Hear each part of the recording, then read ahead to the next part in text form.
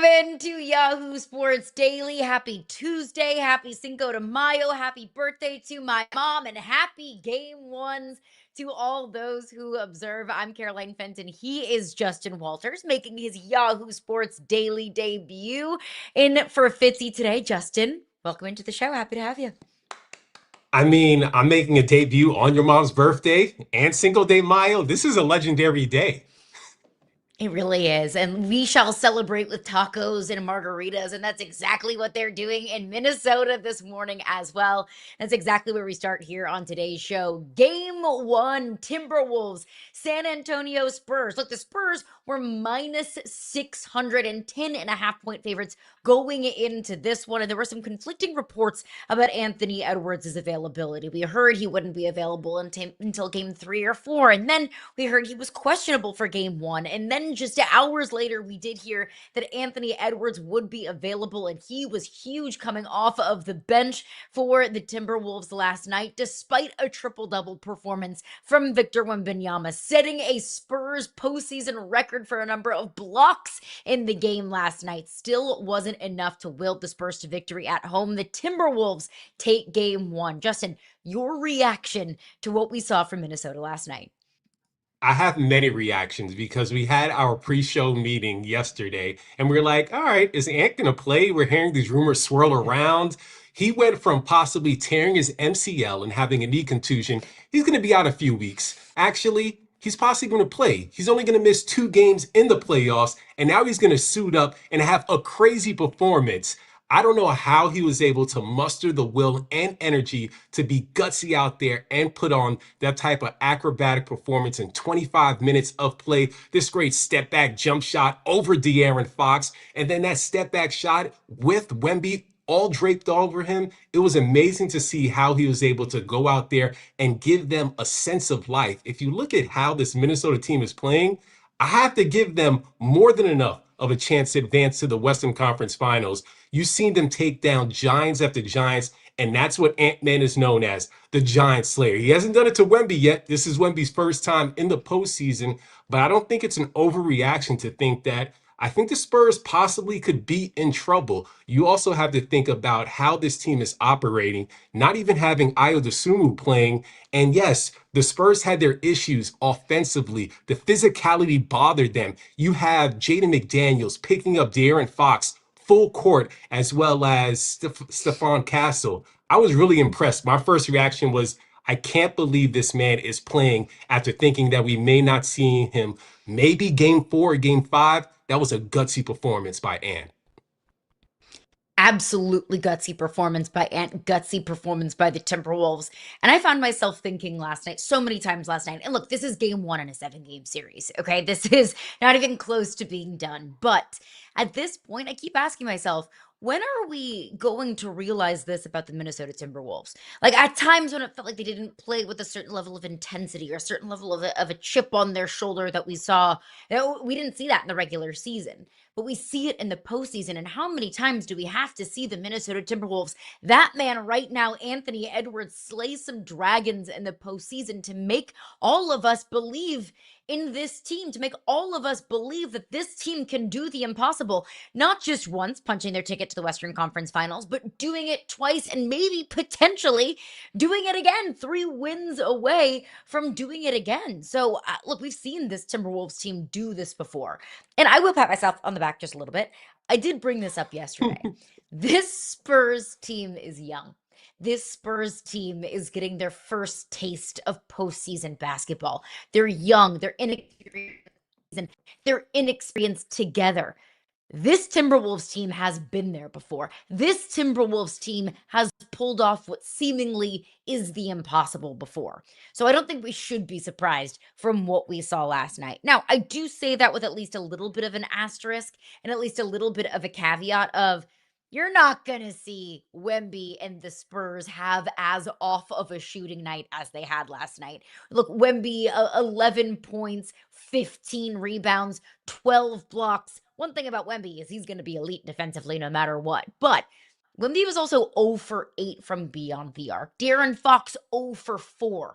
I mean, when 2 of your cornerstone players combine for 0 for 12 from 3, I mean, it's going to be hard to kind of scratch and claw your way back from that, especially when the game is on the line. Julian Champagny has the ball in his hands and he has to make a three in order to win this game in the very last second, and he's not able to make it. In that moment, it was like, well, this team really has struggled from three all game long. I'm not going to have a whole lot of faith with the game on the line, and you're trying to make throw up a Hail Mary that they're going to be able to close that one out. So that's one caveat. Is I don't think the Spurs team is going to struggle shooting as much as they were last night, 28% from three. I think the second thing is we saw Ant fired out of a cannon last night. Like it definitely looked like Ant had fresh legs underneath him, and he added this spark plug to that team. When he came in off of the bench, it was like everybody in a Minnesota uniform was elevated.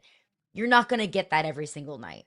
Ant's not going to get healthier throughout the course of an incredibly physical series against the San Antonio Spurs. He's not going to be as fresh as he was in game one. That same kind of spark plug element that he added to the game last night, you're not going to get that same kind of edge every single night. But I think if you're a Minnesota fan waking up today, Justin, you are incredibly, you feel incredibly optimistic because we've seen this team do this before in previous seasons and we're seeing them recreate it.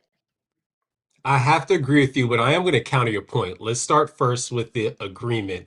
I do think the way that Minnesota played, they showed that they are not scared of Wemby. The fact that they attacked him that many times, and while Wemby did have the franchise record for career blocks, something that I noticed that was really slick by the way that the Minnesota Timberwolves were operating their offense is that they made sure that a few times when a defender was actually being posted up by Wemby, they did like a small little screen so Wemby would be blocked from actually trying to block any of the shots. So they had a few drives to the basket. I think that physicality and them showing that they're not scared of Wemby, that is going to factor and bode well for them moving forward into this series. We're showing this shot of Wemby and essentially his mentor, both of these guys playing for the France national team, and Gobert asking Wemby, or pardon, Wemby asking Gobert, hey, what water filter do you use? So it's like the Mr. Miyagi versus the grasshopper, two completely different players, but Gobert obviously a force to reckon with defensively. And I'm not sure when the next time someone is going to win the Defensive Player of the Year award after Wemby won it this year unanimously. Getting back to this series, the physicality is going to be important because they're going to try to muscle up Wemby. But I agree with you saying that De'Aaron Fox and Wemby combining for 10 of 31, that is not going to happen again. Look at this quote by Jaden McDaniel. You just have to act like he's not there. They think he's the tallest person in the world. So they operated under that function. Wemby's going to get his. Mm-hmm. But this Carolina was probably one of the most underwhelming triple doubles because it took him so long to reach that stratosphere or reach that standpoint of getting double digit points. But where I will Yeah. counter you, and I will say that I do think that the Timberwolves are possibly going to run into knowing that this Spurs team is made for this moment. I don't put that much stock into thinking that you have to be there and achieve to actually reach that plateau. I think that they're going to be fine just moving forward and have a good counterpunch in game two.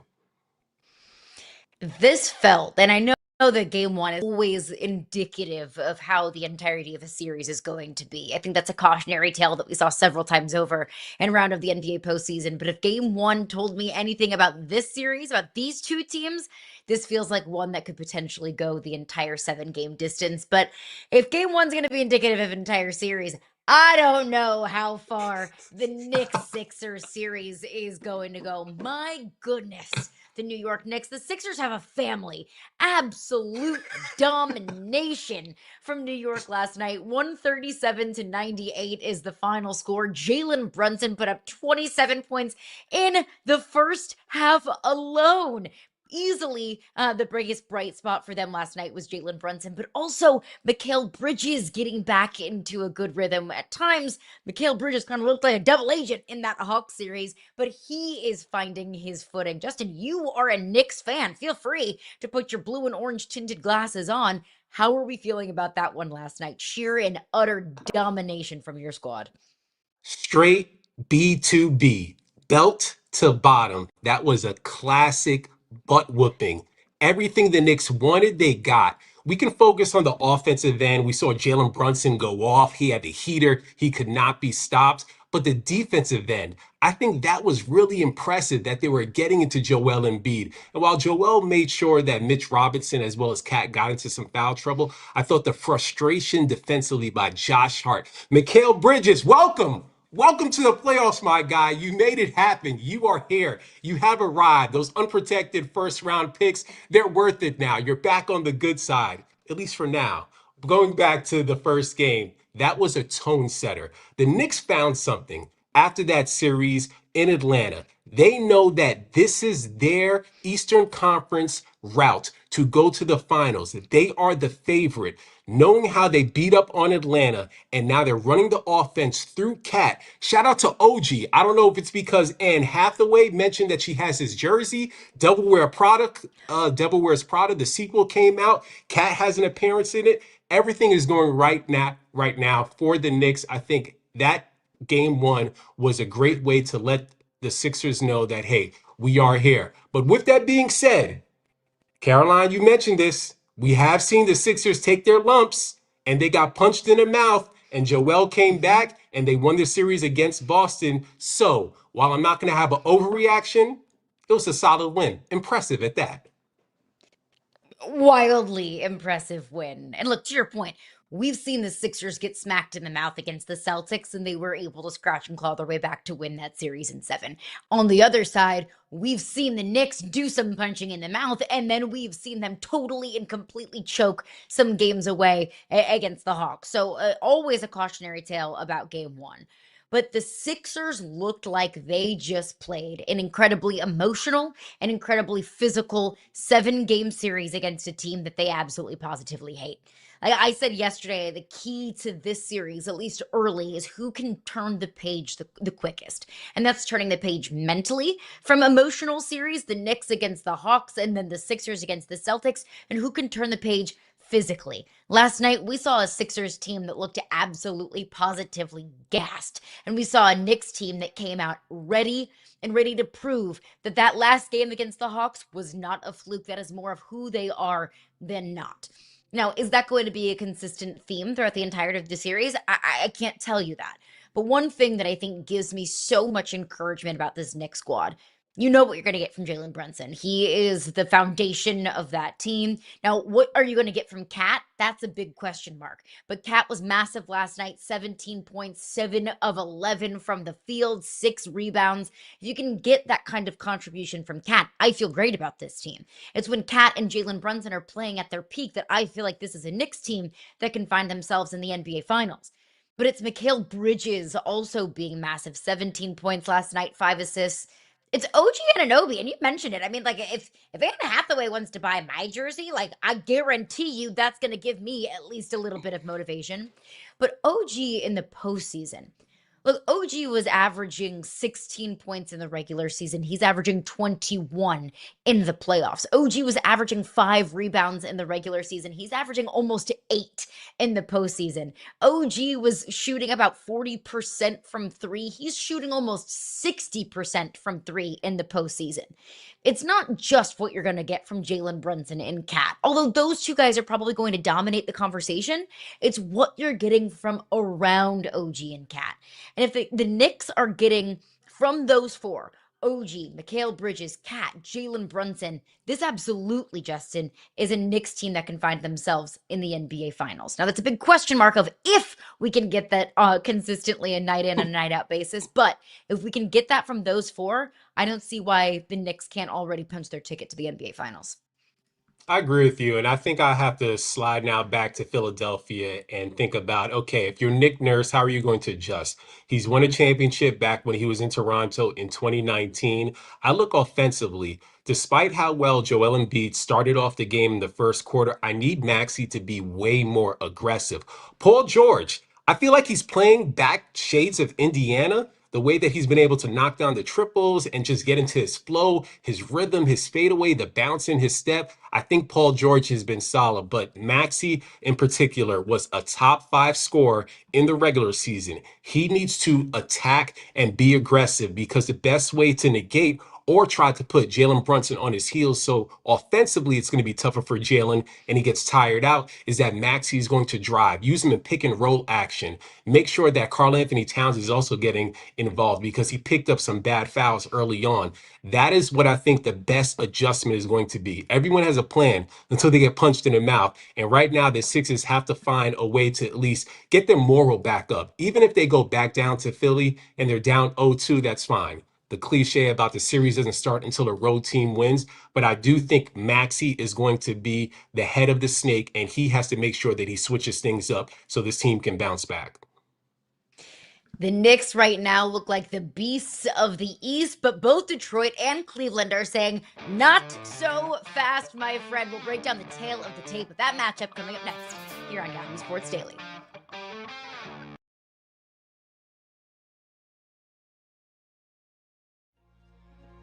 Broader question, I think, from the Phoenix side, how do you feel about their direction moving forward? How do you feel about their ability to build off of what this season was?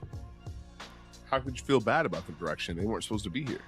You have a coach that understands exactly what he wants to do on both ends of the floor. So just getting the right pieces around it, having a level of versatility, that's all you got to do. So I think it's a salute to Phoenix. It's unfortunate it went this way in the playoffs, but the Thunder are a machine, and it was a bad matchup.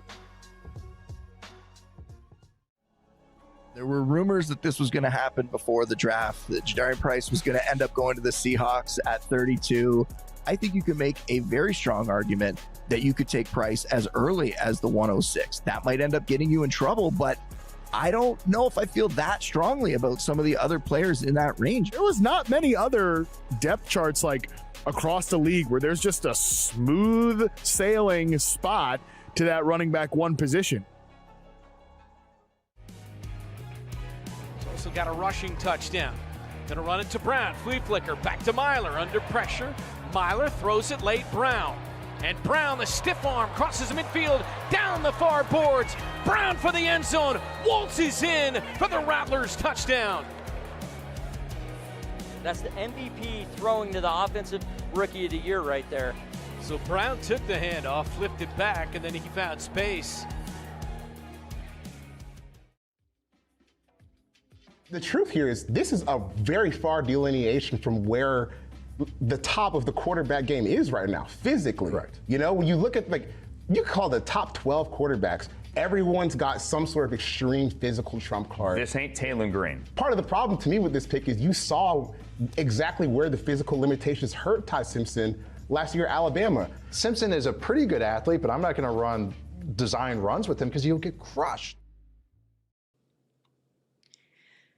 Detroit, Cleveland, that series gets started. Game 1 tonight. Who you got in this one? That is exactly what we are here to answer today. We're going to have some fun breaking down the tail of the tape, the Eastern Conference Semifinals matchup here. Detroit, Cleveland. Let's get it started here, Justin. We will start with the superstars on these respective teams. Who has the better star, though? Are you backing Cade Cunningham or is it Donovan Mitchell? Cleveland, this is for you.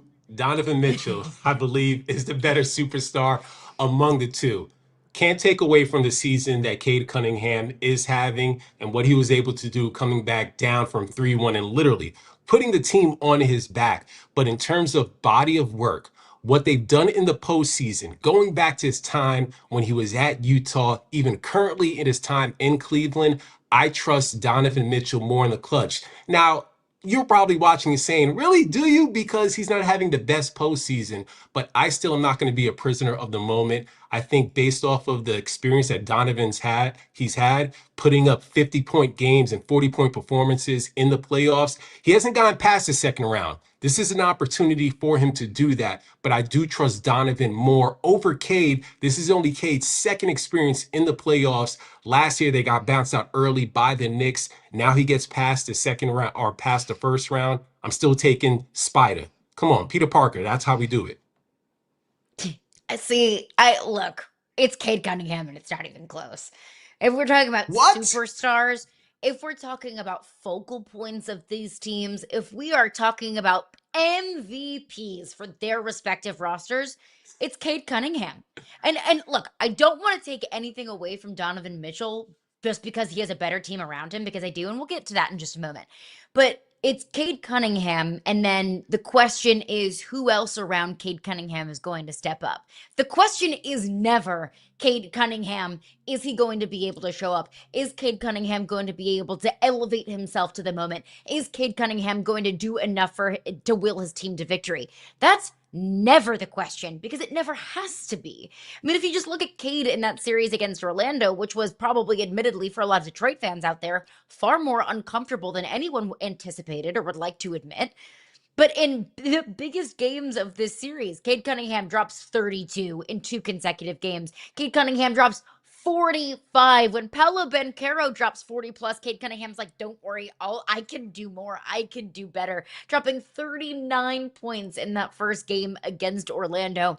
There is a reason why Cade Cunningham was a legitimate MVP caliber player. There is a reason why Cade Cunningham was squarely in the MVP conversation, because he very much so, hands down, was one of the most important players to his respective team than any other player was to their respective team in the NBA. So if we're talking just about superstar, if we're talking about players that play their biggest nights and they have their biggest moments in the biggest games, it's Cade Cunningham, Justin.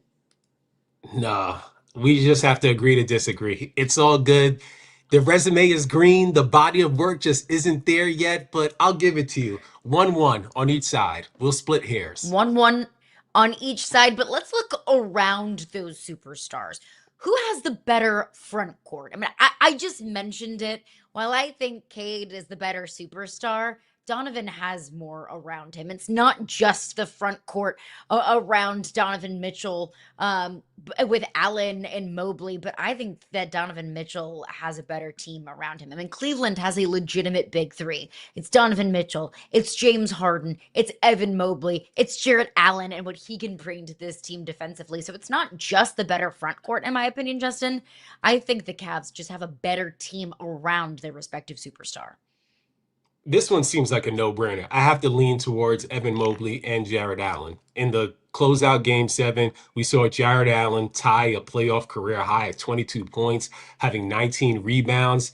At times, these two do get flack because while they are big men, people try to say they're just tall men. They want them to be a little bit more physical. But I'm a fan of both of them. I do think that for the success of the Cleveland Cavaliers, Evan Mobley has to be aggressive. He has to make sure that he looks for his shot. We saw him knock down a few triples in that Toronto Raptors series, but I do think without a doubt that the better supporting cast, I would easily take Jarrett Allen and Evan Mobley. And it sounds from by the what you've said, you're also in agreement. So at least we agree on something for once.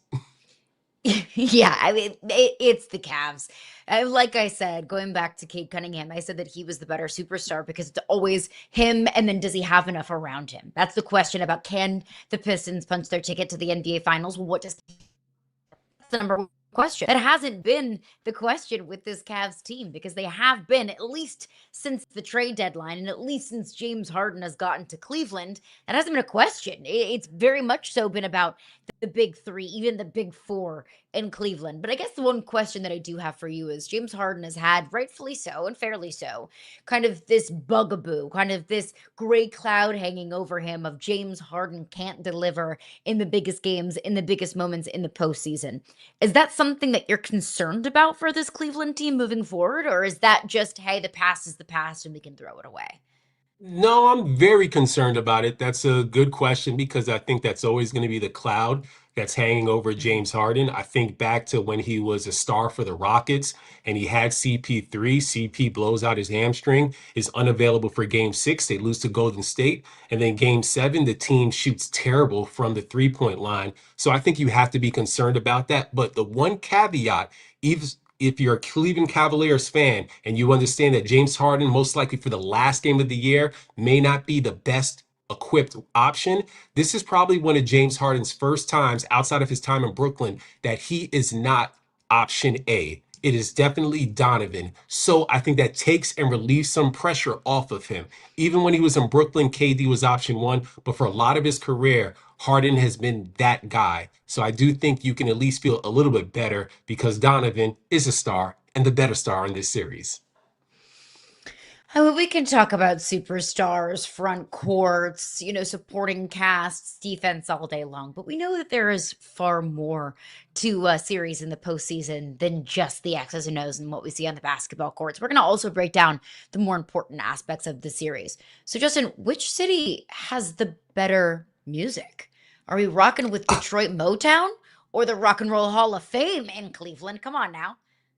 All right, now I got to go to Detroit side for the first time in this Tale of the Tape East semis. It's easily Motown. So, Caroline, I'm not sure if you're aware, there's a movie that's out right now, Michael, short for Michael Jackson. And there's a person that's depicted in this movie called Berry Gordy. And Berry Gordy is the founder of Motown.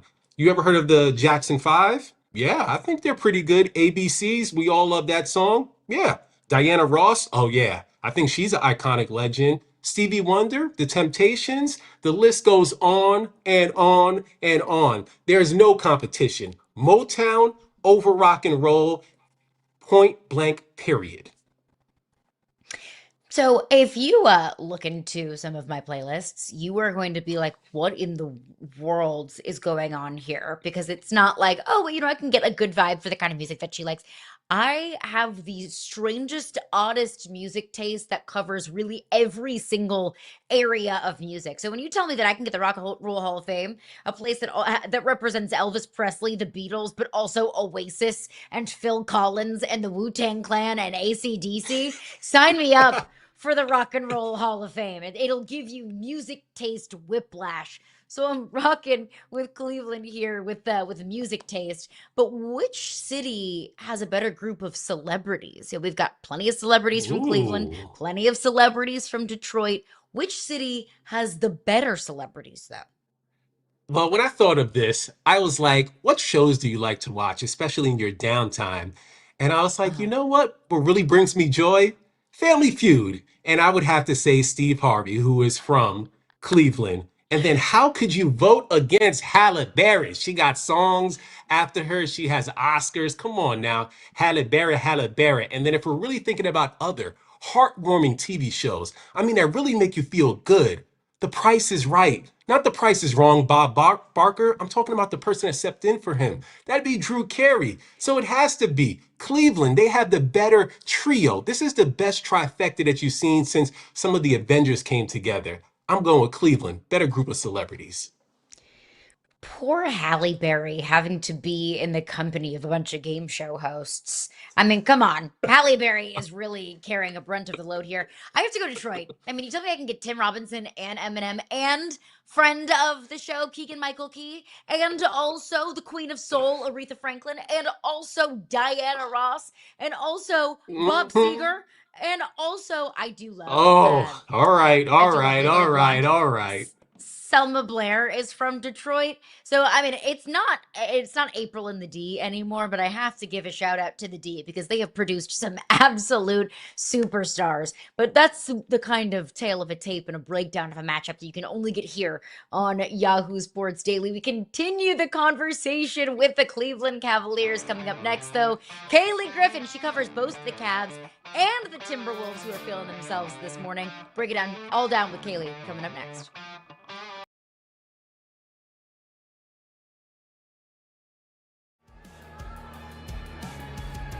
Kick is on the way. And Dante Wright will bring it out of the end zone. Right across the 5, the 10, the 15. Right across the 20. Into New Mexico territory. 15, 10, 5. Does he get in? He did. Touchdown, he did. Pirates. Dante Wright goes back. He played like a center fielder at Yankee Stadium and then takes it the length of the building. The young man was electric on that kick return. Do you not enjoy this? No. Would you rather not do it? That's not in the cards. Why not? It's not an option. I've worked so hard for so long. I've built myself up to a position and I've dug myself into a hole. But I feel like you've reached a point in your life where, correct me if I'm wrong, you could do other things. What am I gonna do? There's nothing like a fight night check. That's the beauty of fighting. Let's get to your next winner here, Boone. And this time we're not talking about a rookie. We're talking about a veteran fallout. Who's a winner to you from the NFL draft? I think Rashee Rice has to be mentioned, right? Now he doesn't have any additional new competition that we have to worry about, especially a guy like Tate could have shown up there and been that true outside receiver for them. But we're looking at his fantasy outlook right now, and fantasy-wise, this year and beyond, it still looks pretty good. He survived the draft.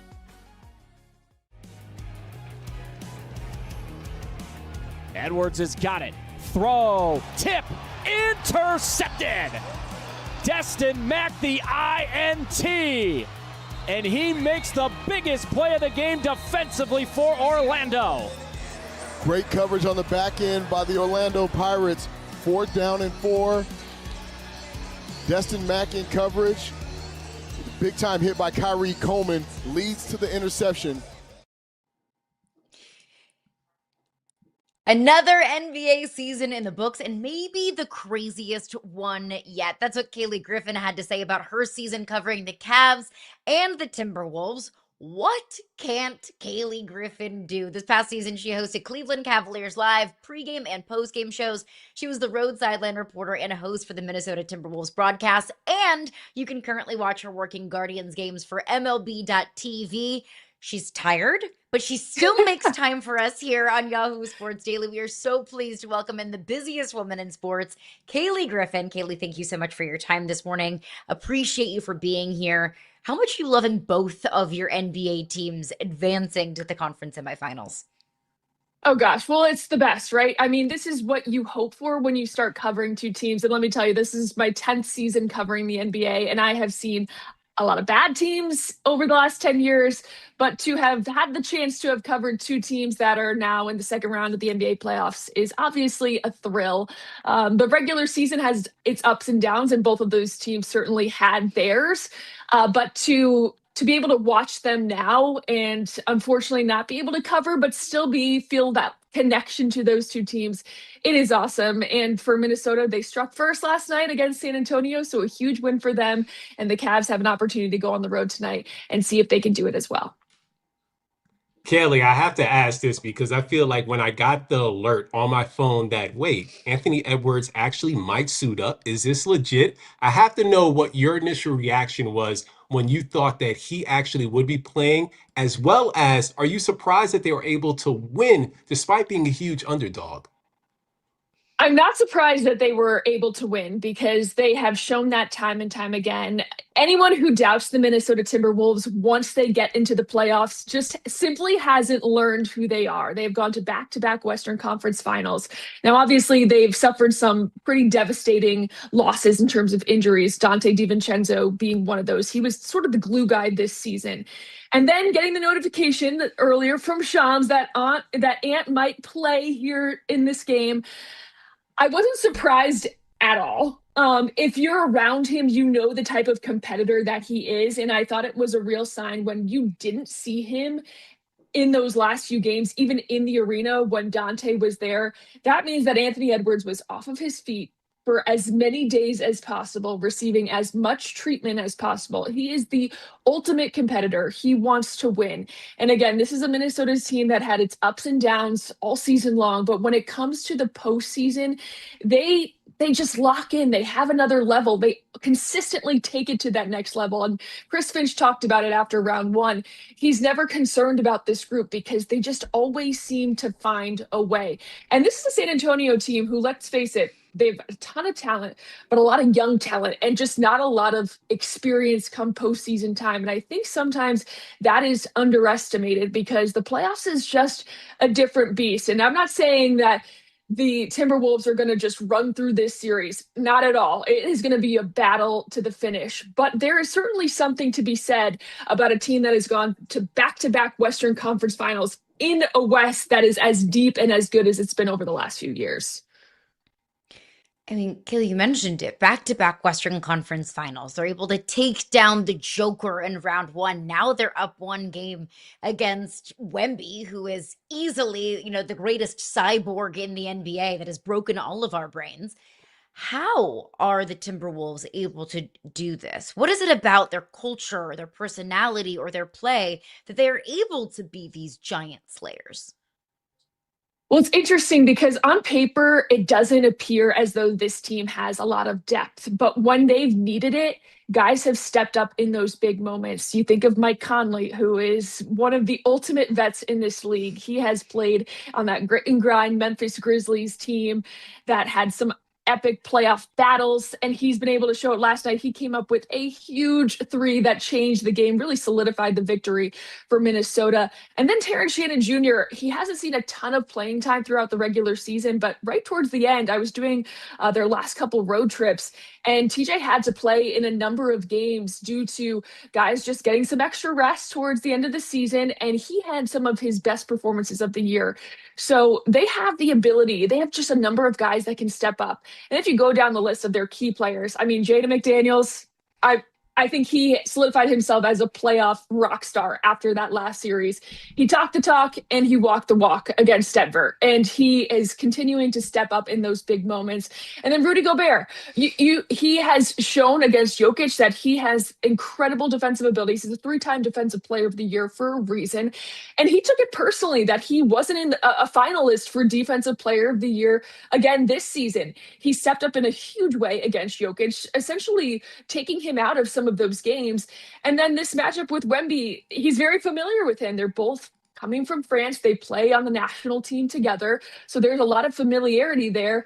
And again, sometimes experience plays out in these situations. Rudy has been in these situations numerous times throughout his career. So there is just a level of experience, and Chris Finch does such a tremendous job of leading this team. He knows when to get into guys, but he also knows when to back up and let this team play out, let them figure out some of the ups and downs they're going through. And that balance really has created a little bit of a monster when it comes to this team come postseason time. Yeah, and it certainly showed in game one, but I agree with you. Jaden McDaniels is a rock star. He talked the talk, and that quote went viral, and he backed it all up. Let's go to the other team that you cover, and that would be the Cleveland Cavaliers. Game one tonight against Detroit. Cleveland escapes a crazy possible meltdown against the Raptors. A lot of storylines in this, and I like to think of this as a series where you're essentially seeing what your ex is doing, and possibly maybe even better since they left you. And that would be JB Bickerstaff, who used to coach the Cavaliers but got fired, now has since moved on to greener pastures with Detroit and got extended.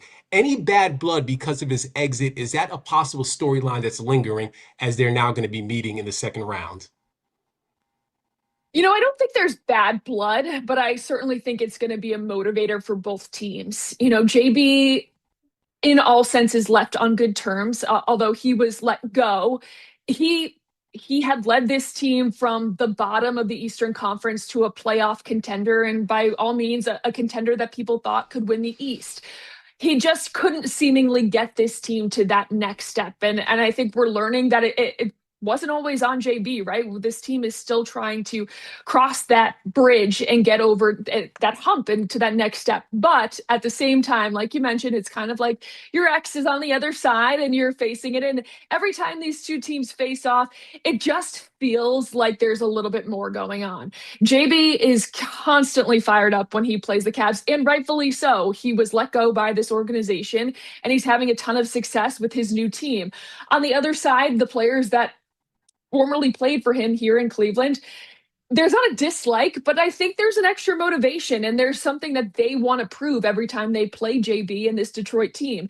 There's a lot of storylines going on. I think the proximity of these two teams as well kind of hypes everything up just a little bit. Obviously, division rivals. Detroit has become one of the Cinderella stories of the NBA in the last 2 years. The jump they made last year, 2 years ago to last year, and then last year to this year, they have continued to rise to the occasion. And the Cavaliers have kind of been at the top of the Eastern Conference for the last 4 or 5 years. So there's something brewing there between these two teams. And the storyline of JB and this Cavaliers team is certainly at the top of those storylines. I love a good revenge game. I want to stick with the Cavs here for just a moment. We know that we're going to see the big four: Jared Allen, Evan Mobley, James Harden, Donovan Mitchell. Who do you expect to be the Cavs' fifth starter tonight? I never want to look into Kenny Atkinson's mind because that guy is a basketball wizard when it comes to him trying to pinpoint exactly what's going to work out best for this team. I would tend to lean towards running it back with Dean Wade after the success they just had in Game 7 with him. I also think that he really likes the offensive punch he's been getting off the bench with Max Strus, Sam Merrill, and Jalen Tyson coming in with that second unit. There's something to be said about not stacking up your starting lineup with all of your offensive firepower. And sometimes when you do that by adding a Sam Merrill or a Max Strus, there's just one ball and a lot of guys that need that ball. So sometimes I think that adding Dean Wade, who doesn't necessarily need to score it as such a high clip as Strus or Merrill does, but can be a lockdown defender. He's somebody that I think the Cavaliers might lean to, especially coming up against a Pistons team that has some size. We'll certainly see that in their starting lineup. And Detroit, they're going to look to punch first. So Dean Wade is one of those guys that they call on defensively to lead this team. And I tend to lean that Kenny's going to stick with Dean after the success they just had in Game 7. Cayleigh, sometimes when you have these postseason matchups, you try to go to the regular season to assess, okay, what could be the barometer or small things we can pick apart? As I was looking at this series, I saw that James Harden missed the first 3 games of the 4 in the regular season, and then Donovan Mitchell missed the last 2. So I say all that because you were able to see some of those games. What do you take away from what you saw in the regular season that could be a good indicator of how this series is going to shake out? It's funny that you bring that up because James was not on the team for the first 2 meetings, but then once they faced off later on in the season, it was brought to our attention when James Harden didn't play in the first game, and then Donovan Mitchell also did not play in those last 2 games. And I think there's something to be said about teams not wanting to show all of their cards come a certain time of the regular season when there's a good possibility that you're going to face each other in the postseason. I don't know that for a fact, but that is certainly some of the conversations we were having. You're preparing for those broadcasts, is that these are 2 teams that had a good chance of facing off against each other in the postseason. Now, for the Cavaliers, I hate to say it, but there are still aspects that they are trying to figure out as a team as a whole. And I think Kenny Atkinson alluded to that after Game 7 when he didn't want to define this team's identity because there are still parts of their game that they are learning together. When you acquire a player like James Harden at the trade deadline, I actually had a chance to cover James when I worked for the Houston Rockets. So I've been with James since he was in his early 30s to now. And to see his game progress, he is not as ball dominant of a scorer anymore, but he is a ball dominant passer. And the way he can create for his teammates is one of the most unique abilities of his game right now. There are aspects that this team is still learning each other, I think, especially defensively. So I think that played into it during the regular season. I think there are things you can take away. You learn who to watch for on the other team. But when it comes to the postseason, it's 0-0, right? It's a battle. The physicality is going to uptick. Things are just going to be a little bit trickier. And again, this is going to be an interesting one because the Cavs have not gotten past the second round in the last few years, but the Pistons really haven't been in the postseason. They just don't have a ton of playoff experience. So it's going to be interesting to see how this plays out because both teams have a lot to prove and a lot to play for. Cayleigh is not just brilliant on the hardwood, she also covers the Cleveland Guardians, so I want to dip into that bag there. It was announced yesterday, Jeff Passan reported that Tarek Skubal, division rival of the Cleveland Guardians with the Detroit Tigers, will undergo surgery to remove, quote, loose bodies in his left elbow. Gross. He's expected to be out for the next 2 to 3 months.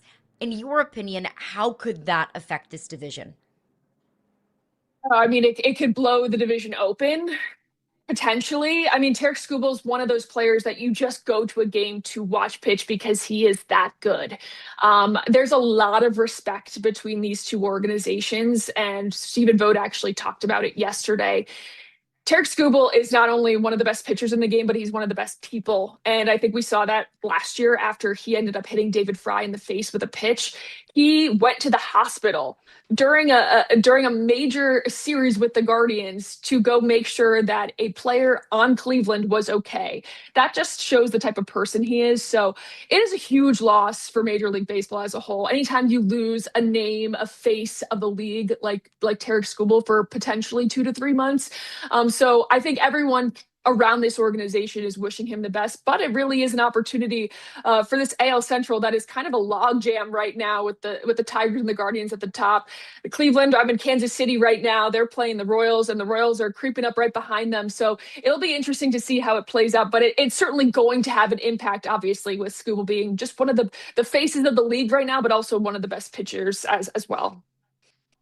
Yeah, no doubt that Major League Baseball is better when Tarek Skubal is in it. So we're wishing him a very quick and speedy recovery. You can find her on Twitter at Cayleigh Griffin. Cayleigh, appreciate all of your insight on all of the teams that you cover. Appreciate you, and hope to talk to you soon, my friend. Caroline, Justin, thanks so much for having me. I appreciate it. Thank you. Absolutely appreciate you. Cayleigh Griffin joining us here on the show. Some new hires in the NBA. We'll do a little on target or on something coming up next here on Yahoo Sports Daily.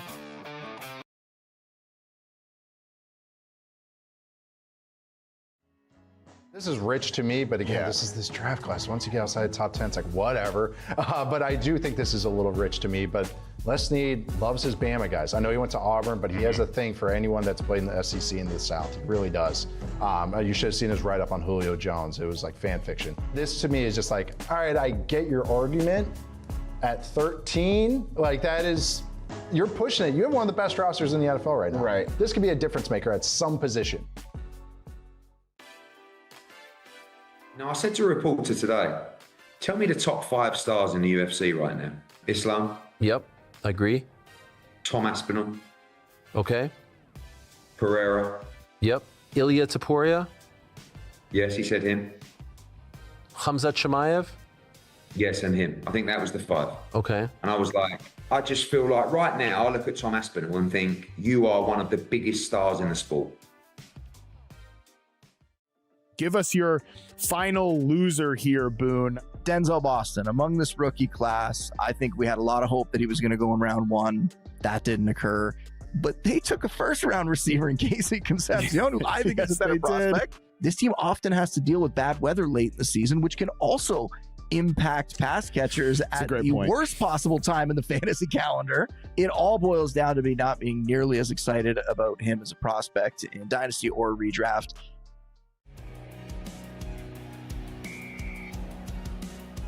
Edwards on second down, deep shot, end zone, jump ball caught. What a catch for 6. Edwards drops a dime, and Tulsa with Spencer Tears answers right back. 4th down for Orlando. They're taking an end zone shot, and they've got another touchdown. Paxton DeLorette is dealing on a Sunday.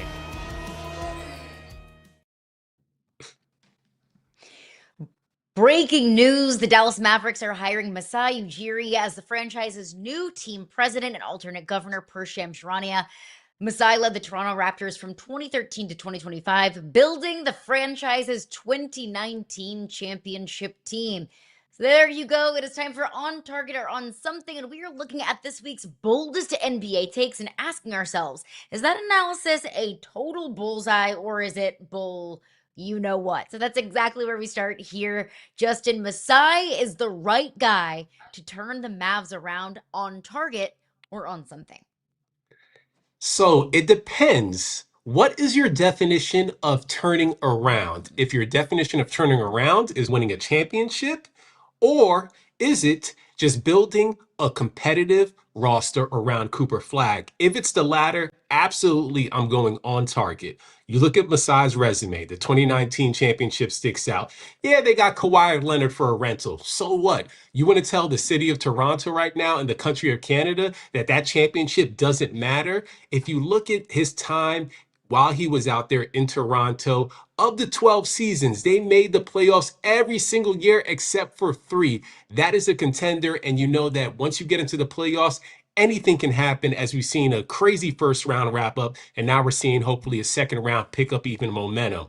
Going even back to when he was at Denver, he won Executive of the Year in 2012. He's one of the most respected executives in the league. His name was floated around a few years with the Knicks, but I think this is a great hire and a successor for Nico Harrison, who I guess we got to mention, right? Unfortunately, yes, we do. And I think every single Dallas Mavericks fan listening and watching just had a shiver sent down their spine. I view, hires sometime in sports are kind of like dating. If you're dating somebody who's like a bad boy and a rebel, who rides a motorcycle, he's a musician, he's out all the time. That's really fun and great and all, but sometimes you get burned by that. So sometimes if you're dating those types of guys over and over again, you just want to find like your reliable minivan of a man. He's got a great job. He's incredibly reliable. He always picks you up on time. He's incredibly respectful. He's in bed by 10 p.m. That's kind of how I view the Masai Ujiri hiring. So I think that this is on target. I think the Mavs right now, they're just looking for stability. Can they build a team that gives Mavs fans confidence that they can compete in the short term? Or can they build something in the short term for long-term success? Masai Ujiri has been around basketball for a very long time. He has a very long resume. He's a well-respected figure and a well-respected name in the NBA. You've been through your Nico Harrisons. You've been through that. Right now, I think the Mavs just want stability. And Masai Ujiri has a long history of providing stability and bringing a franchise like the Raptors up into not just a contender, but into a champion. So I think that this is on target. I think this is a great hire by the Dallas Mavericks. But next up, Orlando has a head coach. You called him a soccer mom. And I say that with all the love in my heart. Like that is soccer mom parentheses complimentary. Because sometimes, look, Corvettes are great and all, but you're going to be He could be a driving Honda. Toyota Let's upgrade for it the to a next Honda. 20 years. Hondas are reliable and durable. Reliable, durable. You can write it for years. You'll buy one for your 16-year-old as their first car. They're safe. It's good and reliable, and you never have to worry about, oh my God, gas mileage. Don't have to worry about that. Don't have to worry about the engine breaking down. Don't have to worry about whiplash at all because it's, you're going from 0 to 60 in the span of about 75 seconds. So look, sometimes those are a good thing. So I think that teams need a good Honda every once in a while. But we got some news yesterday. The Orlando Magic have parted ways with Jamal Mosley. Now, Knicks writer Steve Popper reports that Billy Donovan and Tom Thibodeau both are possible candidates to fill that vacancy in Orlando. So on target or on something, Justin, the Magic job is the best available job in the NBA, including a potential Warriors opening. Yes, you have the potential Warriors opening. You also have the Pelicans. You have the Trailblazers as well. And I think hands down that this is the best opportunity for whoever wants to be the head coach for the Orlando Magic as you survey the landscape of what's available in the NBA. Now, did Jamal Mosley lose his job because he's a bad head coach? No, I don't think so. Were they underwhelming this year? Yes. I know we speak about the great 3-1 comeback that was phenomenal by Detroit, but I do think that this series changes if two things happen. First, they don't go 45 minutes without scoring the basketball. And then second, if Franz Wagner was able to actually suit up for those games. So I share all of that for the next candidate or the person that is going to be the successor for Jamal Mosley. You look at this roster in the East that is going to be competitive, but they made that trade for Desmond Bane because they feel like they have a chance to capitalize on that window. But it all starts with this guy, Paolo Banchero. He has to make sure that he's on the same page with the coach. Now, it's unfortunate that Mosley he had his exit. Hopefully he gets another opportunity. But in terms of this question, on target, this is the best available head coach opening. I'm 100% agree. This is on target, including Golden State. Now, look, Golden State, the brand and the market is better than the brand and the market of the Orlando Magic. I do not deny that in the slightest.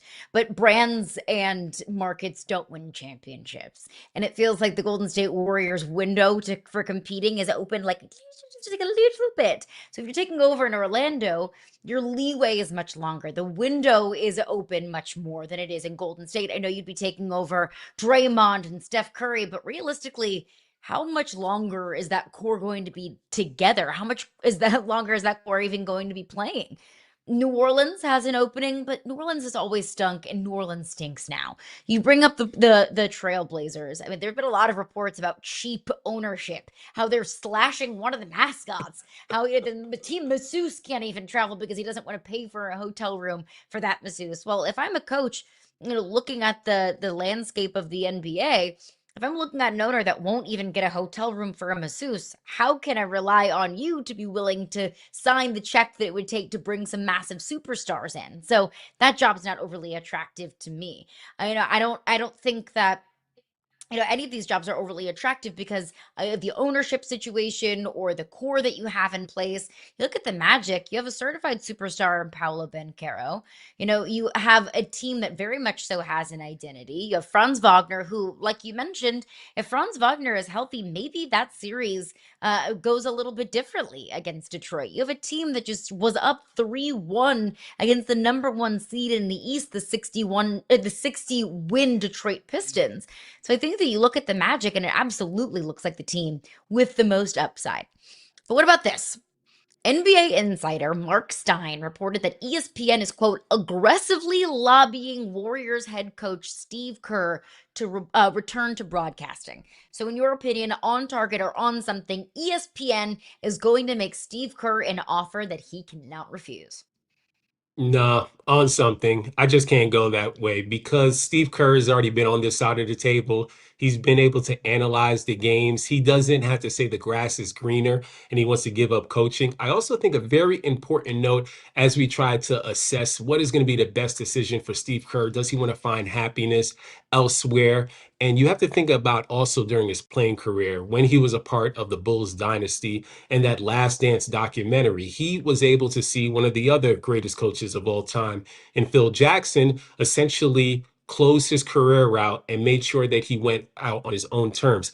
Does Steve actually want to do one more round or one more year with Draymond and Steph Curry? That was a real nice kumbaya moment that they had during the playoffs and the play-in game where they all huddled up saying essentially that I'm not sure if we're going to have another go at this. And it was really nice. But maybe Steve just wants to do this one more time. But specifically with the framing of this question, it's onto something because unless ESPN is going to offer up the number one seat, meaning that next to Mike Breen, you're going to be able to have Steve Kerr. I don't know what's going to be attractive or is going to make Steve Kerr say, this is the job that I want, and it's going to be tough to turn down. Right now, you have Richard Jefferson there, as well as Tim Legler, and they already gone through revolving doors. Look at this shot. Steve Kerr's done stuff with Jim Nantz, one of the voices of CBS.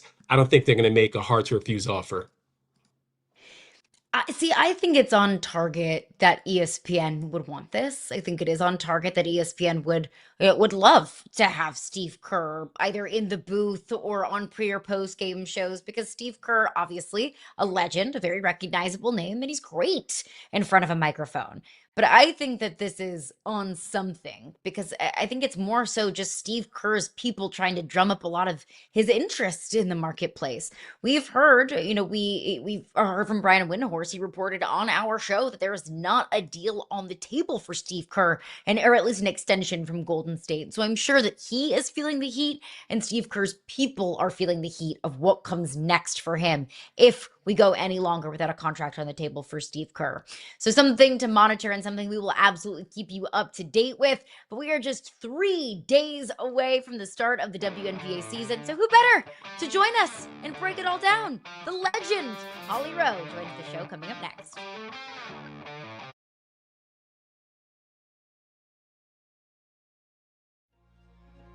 Broader question, I think, from the Phoenix side. How do you feel about their direction moving forward? How do you feel about their ability to build off of what this season was? How could you feel bad about the direction? They weren't supposed to be here. You have a coach that understands exactly what he wants to do on both ends of the floor. So just getting the right pieces around it, having a level of versatility, That's all you got to do. So I think it's a salute to Phoenix. It's unfortunate it went this way in the playoffs, but the Thunder are a machine, and it was a bad matchup. There were rumors that this was going to happen before the draft, that Jadarian Price was going to end up going to the Seahawks at 32.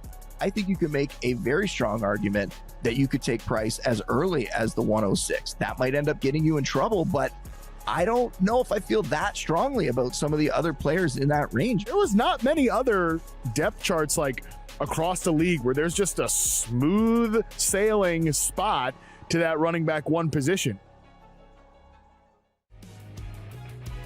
Also got a rushing touchdown. Gonna run it to Brown. Flea flicker back to Myler under pressure. Myler throws it late. Brown. And Brown, the stiff arm, crosses the midfield, down the far boards. Brown for the end zone. Waltzes in for the Rattlers touchdown. That's the MVP throwing to the offensive rookie of the year right there. So Brown took the handoff, flipped it back, and then he found space. The truth here is this is a very far delineation from where the top of the quarterback game is right now, physically. Correct. You know, when you look at, like, you call the top 12 quarterbacks, everyone's got some sort of extreme physical trump card. This ain't Taylor Green. Part of the problem to me with this pick is you saw exactly where the physical limitations hurt Ty Simpson last year at Alabama. Simpson is a pretty good athlete, but I'm not going to run design runs with him because you'll get crushed. Fever rookie Raven Johnson on her bond with Caitlin Clark. Quote, she's loving, she's a goofy person. I think a lot of people don't really know her outside of basketball. When I put the Indiana Fever jersey on, I said, let's try to win a championship together. We're just a couple days away from the start of the WNBA season, and I cannot wait for W fans to learn more about Raven Johnson. She was one of my favorite players to watch at South Carolina. She's going to continue doing her thing in Indiana. So joining us to break down all things previewing the WNBA season is the legend, the woman, the myth, the legend herself, Holly Rowe. So the season starts on Friday. We will get into to why you're here, Holly, here in just a moment. You're joining us on behalf of Allstate. But first, I want to get into the season preview on the WNBA. The Indiana Fever, top 3 in odds to win a championship this season. Caitlin Clark, top 3 in odds to win MVP this season. Is it championship or bust this year for Indiana? Oh, I don't think so. I think this is still a really young team. I mean, I think they showcased that they are capable of doing a great job in the playoffs. You know, they pushed teams to the brink and really were feisty in the playoffs in a way that I don't know people even expected, because they were without not only Caitlin Clark, but 4 other injured players. So I think what we're seeing is this Indiana Fever nucleus is a team that can and will compete for championships, but it's not bust. They're still learning. They're still growing. I mean, Aaliyah Boston is still a young player. Caitlin Clark is really just in her this will be her 3rd year playing. So, you know, I think this is still a young team that will continue to drive. And will they be in the championship? Who knows? They could be if they could stay healthy. I think they have the pieces to do that. But it's never bust. I think every learning experience is going to be great for this Indiana team. Holly, there's so many exciting storylines going into this season, whether you look at the Fever, the Aces, as well as some of the rookies like AZ Fudd. One question that I would love to get your thoughts on is the importance of the CBA and what it means for the future of the WNBA. The fact that players finally could get paid even remotely what's close to their worth. You've been covering this league for a while. How happy are you that this deal has finally been struck? I think it's historic. It is finally putting the value on women that we have believed they deserve for a long time. You know, Kathy Engelbert, the commissioner, had talked about this being a transformational CBA, and that was their goal from the beginning. And I really do believe they achieved that. She deserves a lot of credit for what she was able to do and how she was able to negotiate, as does the Players Association. I'm really proud of them. This was a hard negotiation, and they have raised the bar. They have raised the salary cap. I think we are now going to see women and generational wealth, and that is what they deserve. It's really exciting. This is the 30-year anniversary. It's taken 30 years to get to this point. So number one, I want to shout out all of the women who played in the WNBA before and have built the foundation that now they can get this earning power. The one cool thing of the CBA that I really want to point out is they did put a provision in there. So anyone who had years of service in the WNBA could get part of this new big CBA. They are going to get checks They're going to make money in their bank account because they helped build this foundation. And I really love that this younger generation and new generation negotiating the CBA took care of the OGs. That made me so happy. Absolutely. You use the word proud. I will double down on that. So proud of them, not only for being able to prove that they are worth this, but being able to capitalize that on as well. And as soon as we saw the CBA get ratified, we saw those deals absolutely flooding in. Every single player not under a rookie contract was a free agent. So it was free agency frenzy, no doubt. Looking at free agency frenzy and the draft, which team do you think improved the most this offseason? Well, you have to say Dallas for sure, because they've had now back-to-back #1 picks in Paige Beckers and AZ Fudd. I went to the Dallas Wings practice last week. I will be covering their opening tip-off game on Saturday at the Indiana Fever, and I was blown away. Dallas looks really good. They have added some key free agency pieces in Alana Smith, who was playing for the Minnesota Lynx in the finals the last couple of years, and her pick and roll with Paige Beckers, I was like, oh my gosh, this is going to be a combination for people to watch all season long. The way Alana Smith and Paige work together and move together on the court, that is a storyline. So I think that Dallas has a really good opportunity. Adding AZ Fudd, man, they look good. They also added a veteran, Alicia Clark, that I really believe in, and the way she can impact teams. They've got bigs, they've got depth at guard. So I really think that Dallas is a team that's going to be pretty exciting. And then, obviously the New York Liberty, I think they're a team that if anybody has Stewie, they're going to continue to be one of the conversation pieces for a championship. And then I do think it was significant that the Aces, who are the defending champs, kept their core together. There was a time during free agency, I was worried. I was like, oh, somebody's going to throw the max at Jackie Young. Will she be tempted to leave? But that they kept Asia and Chelsea Gray, who I think is the best guard in the game right now, and Jackie Young intact. I think that they are primed to run it back and win another championship. So those would be the teams I would keep my eye on. Yeah, that would be their 4th championship in 5 years. That would be an incredible feat. Also excited for New York with the new head coach. They were hampered by injuries last season. But you mentioned you're going to be there for Dallas's opener. For those fans that are watching that have always been true at their core in terms of watching college basketball, they know that AZ as well as Paige have been able to handle their dynamic. I wanted to know, though, your reaction to where Paige came out in the press conference and she put it out there and made sure that no one questioned AZ's credentials, and now that she's trying to nip that in the bud as the season progresses. Well, why would you? AZ has been a winner everywhere she's gone. I think really the only mark on AZ is she's had injuries. She had a very injury-filled career at UConn, but when she was healthy, they were competing for championships. She was in the Final Four as a freshman. She won a national championship last year, and AZ was the most outstanding player last year. I think people might forget that. And there they were again in the Final Four again this season. Even though they lost, they went undefeated all year long, and she had another terrific year. So question AZ's credentials at your own jeopardy. That seems like a dumb thing to do. So I'm with Paige on that. AZ has one of the prettiest, purest shots, and she gets it off quickly. So with the increased spacing that is part of their new coach, Jose Fernandez's system, I think AZ is the perfect piece because her shot is pure and her get-off time is so quick. So I think that's something that fans could look for. I'm so excited to see this Dallas team and the improvements. They've made improvements on paper, at least in the offseason. I'm excited to see that come to fruition on the hardwood. Another team that's made some improvements, a blockbuster trade that we saw come down the pipe just a couple of weeks ago.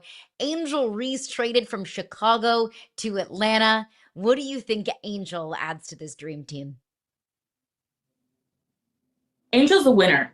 And I think that's something that often gets overlooked with Angel is wherever she goes, she impacts winning. I know last year was a tough year up and down. It was a new coach, a new system. They were trying to use her out on the wing early in the year, used her at the top of the key. It was a tough year for Angel last year. I actually just had a good conversation yesterday with Chicago Sky coach Tyler Marsh, and they feel like this is a good trade for them because now they're going to get pieces that might fit a little bit better with Camila Cardoso, who is a player that you can build around in the post. We saw South Carolina win a national championship building around Camila Cardoso. So he said, I believe this will be a win-win. It's better for our roster and what we're trying to build and the culture we're trying to create in Chicago. But she adds a winner to that Atlanta team who had a terrific year last year. People forget they had an incredible regular season. They did fall short and get upset early in the round of playoffs. So I think that Angel can impact that team right away that lost Brittany Griner. So she's going to get playing time. She's going to be in there in the post because Brianna Jones is injured. Brittany Griner left. So I do think that Angel will be able to make a big impact right away. And I really like her. She cares about winning. She has got a mentality that drives winning, and that's something I've always respected about Angel. Holly, let's stick with Angel's former team. You mentioned your conversations with the Chicago Sky. You're fully aware Natasha Cloud now has a home. She was signed there, but it came at the cost of them waiving HVL. What did you make of the decision why HVL didn't fit their system? And why do you think Cloud will fit them offensively? Yeah, I don't think it was so much HVL didn't fit their system. I think it's that they had an opportunity to get a veteran guard who can contribute right away. And here's why, because Courtney Vandersloot is coming off a torn ACL. You know, she's on the higher end of the age spectrum. I don't want to call her old, but that's hard to come back from an ACL. So we've got to see how can Courtney Vandersloot come back. So signing Skylar Diggins, they need a really good guard to play alongside Skylar. And Tosh is a backup, or Tosh is a combo guard that I think, you know, Skylar can play with the ball, off the ball, so can Natasha. So I think it's going to be really interesting. Tyler said we're going to see a different, kind of combination of guards there once Courtney Vandersloot gets healthy too. So I think this was a no-brainer pickup for Chicago. Once they found out that she had a mutual interest, they moved quickly to get that deal done. I do feel bad for Haley Van Lith. You know, she had proven that she can play in this league, and I wouldn't be shocked if someone picks her up. But I do think Natasha Cloud is a proven veteran. She's a WNBA champion, and her defense, she's a much better defender right now than Haley Van Lith in this league. That's just a fact. And I think she adds some defensive ball pressure and excitement for that team immediately. Holly, you are joining us on behalf of Allstate. Tell us a little bit about the Allstate NACDA Good Works team and what does it recognize? Right. So Allstate has been doing a Good Works team for almost 30 years in college football. You guys have known about that probably. Well, they expanded the program a few years ago to include all sports, all divisions, and women. And so I am the unofficial team coach, and we are really surprising people. This is a video of me getting to surprise our team captain. Shelby Baven is 2,500 hours in as a volunteer firefighter and EMT. She'll pull an all-night shift at the fire station, get up the next morning and go straight to the boathouse and be a rower for the Virginia rowing team. And so we are recognizing her as the top volunteer in all of college sports for Allstate this spring. And, you know, we hear a lot about what's wrong with college sports right now. I know you guys have to cover that, and we hear all those stories. We want to showcase and shine a light on all of the positive stories of student athletes who are giving back and volunteering in their community. I mean, can you imagine being a firefighter while you're in college? Oh, and by the way, you're also a Division I athlete. So we want to make sure that everybody gets to know these stories as well. And wow, quickly, that is Holly, so before awesome. we get you. Sorry, go ahead. No, oh no, all good. Apologies for stepping on your toes there. Before we get you out of here, Holly, you don't only do such a great job covering the current stars in the W, you're also a historian of the game. Tina Charles has just recently announced her retirement. In your opinion, how do we put her career into context? Yeah, Tina has been one of the greats in this league. You know, she was a champion at Connecticut. I've covered her since she was in college. And she was able to get to the WNBA and have a very long and storied career. I think she reminds me a little bit of Charles Barkley, and the one thing that eluded her for a long time was that WNBA championship. So I know she'll go down a little bit disappointed in that, but she's had a long and enduring career. She's been an important part of this league. And I remember talking to her 2 years ago. She had sat out for a year, and she said, losing basketball is kind of like a breakup or having a death in the family. It's this death of your identity and this piece of who you are. And so I know that she is stepping out and retiring, knowing that she has finally fulfilled everything that was in her heart. So sending her a lot of love, and what a long and storied career for Tina Charles. She is an absolute legend. You can follow her on Twitter at Sports Siren, and you can find her covering the W, women's college basketball, college football. She does it all. You can find her this weekend on the call for the Fever Wings game as the W season gets underway. Holly, thank you so much for your time today. Appreciate you as always. Yes, thank you. And don't forget, I have SEC softball kicking off today too. I see your LSU helmet. I'm covering LSU Georgia tomorrow night. So SEC softball, check us out. Yes. Holly's Go everywhere. Tigers to that. She is everywhere. Absolutely. Thank you so much, Holly. We'll catch up with you soon and safe travels. Thank you, Holly. Appreciate Holly Rowe for stopping by. Today is Cinco de Mayo, so we got to talk fives. We'll do that coming up next.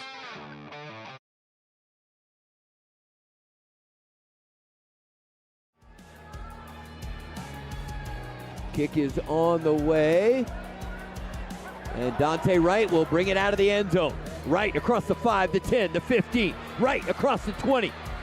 Into New Mexico territory. 15, 10, 5. Does he get in? He did. Touchdown, He did. Pirates. Dante Wright goes back. He played like a center fielder at Yankee Stadium and then takes it the length of the building. The young man was electric on that kick return.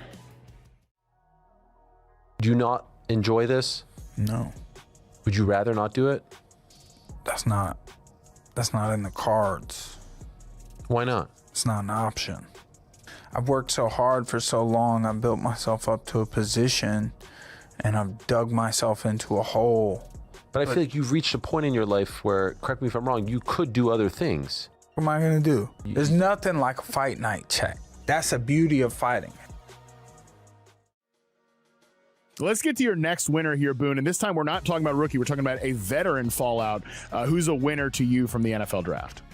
I think Rashee Rice has to be mentioned, right? Now he doesn't have any additional new competition that we have to worry about, especially a guy like Tate could have shown up there and been that true outside receiver for them. But we're looking at his fantasy outlook right now, and fantasy-wise, this year and beyond, it still looks pretty good. He survived the draft.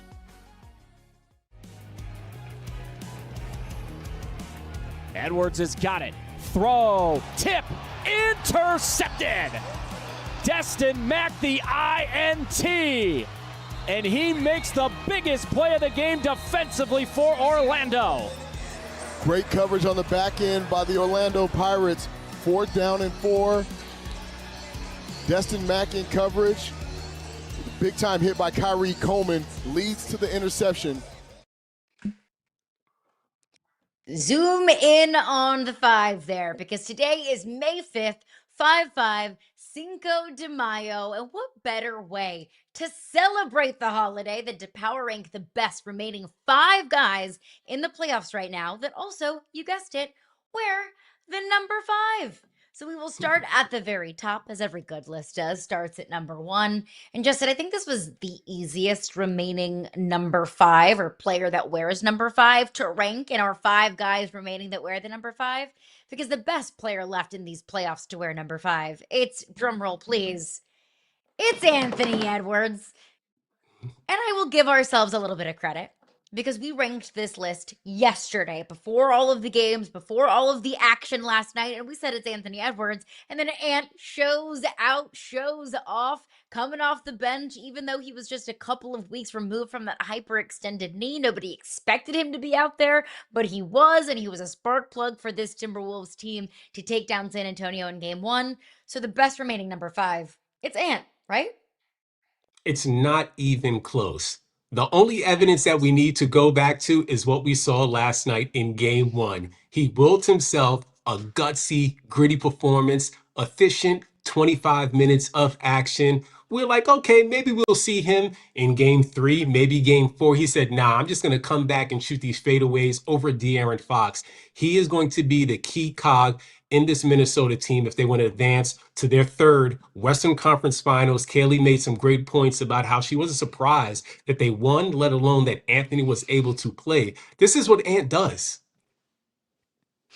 This is what he does. And I think one of the amazing things about Anthony Edwards is not just what he does in the box score. You can see, 11 points in the 4th quarter. You see it right there, 18 points overall last night in just 25 minutes. awfully efficient. It's not just how he impacts the game in terms of scoring or what shows up in the box score. It's how he impacts the game in the way that you can't really contextualize.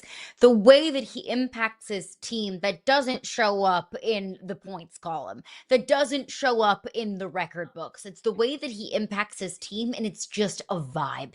Because when Anthony Edwards came out on the court, it was palpable. The level of confidence that Minnesota team had, the level of edge and want that Minnesota played with once Ant was out there on the court. He even mentioned it. He was like, I know that like my team needs me. My team feeds off of my energy. And he was at 1000% right. You could feel it. So I think that's what separates good players from great players, is the way that you can impact your team, the way that your impact is felt on the court. Anthony Edwards, 1000% is that for the Minnesota Timberwolves. But let's go on to the number 2 ranked team, or at least in our rankings, our very important Cinco de Mayo rankings, the second best player remaining in the postseason that wears the number 5. Let's look at the other side of that matchup last night. Fair to say, Stephon Castle, the second best player I think it's wearing pretty number fair. 5? I think it's pretty fair. I think this is probably the next up on the lineup, especially when you look at the reason that we had the top person. That was Anthony Edwards, the person that drew that matchup for Ant-Man as soon as he came into the game.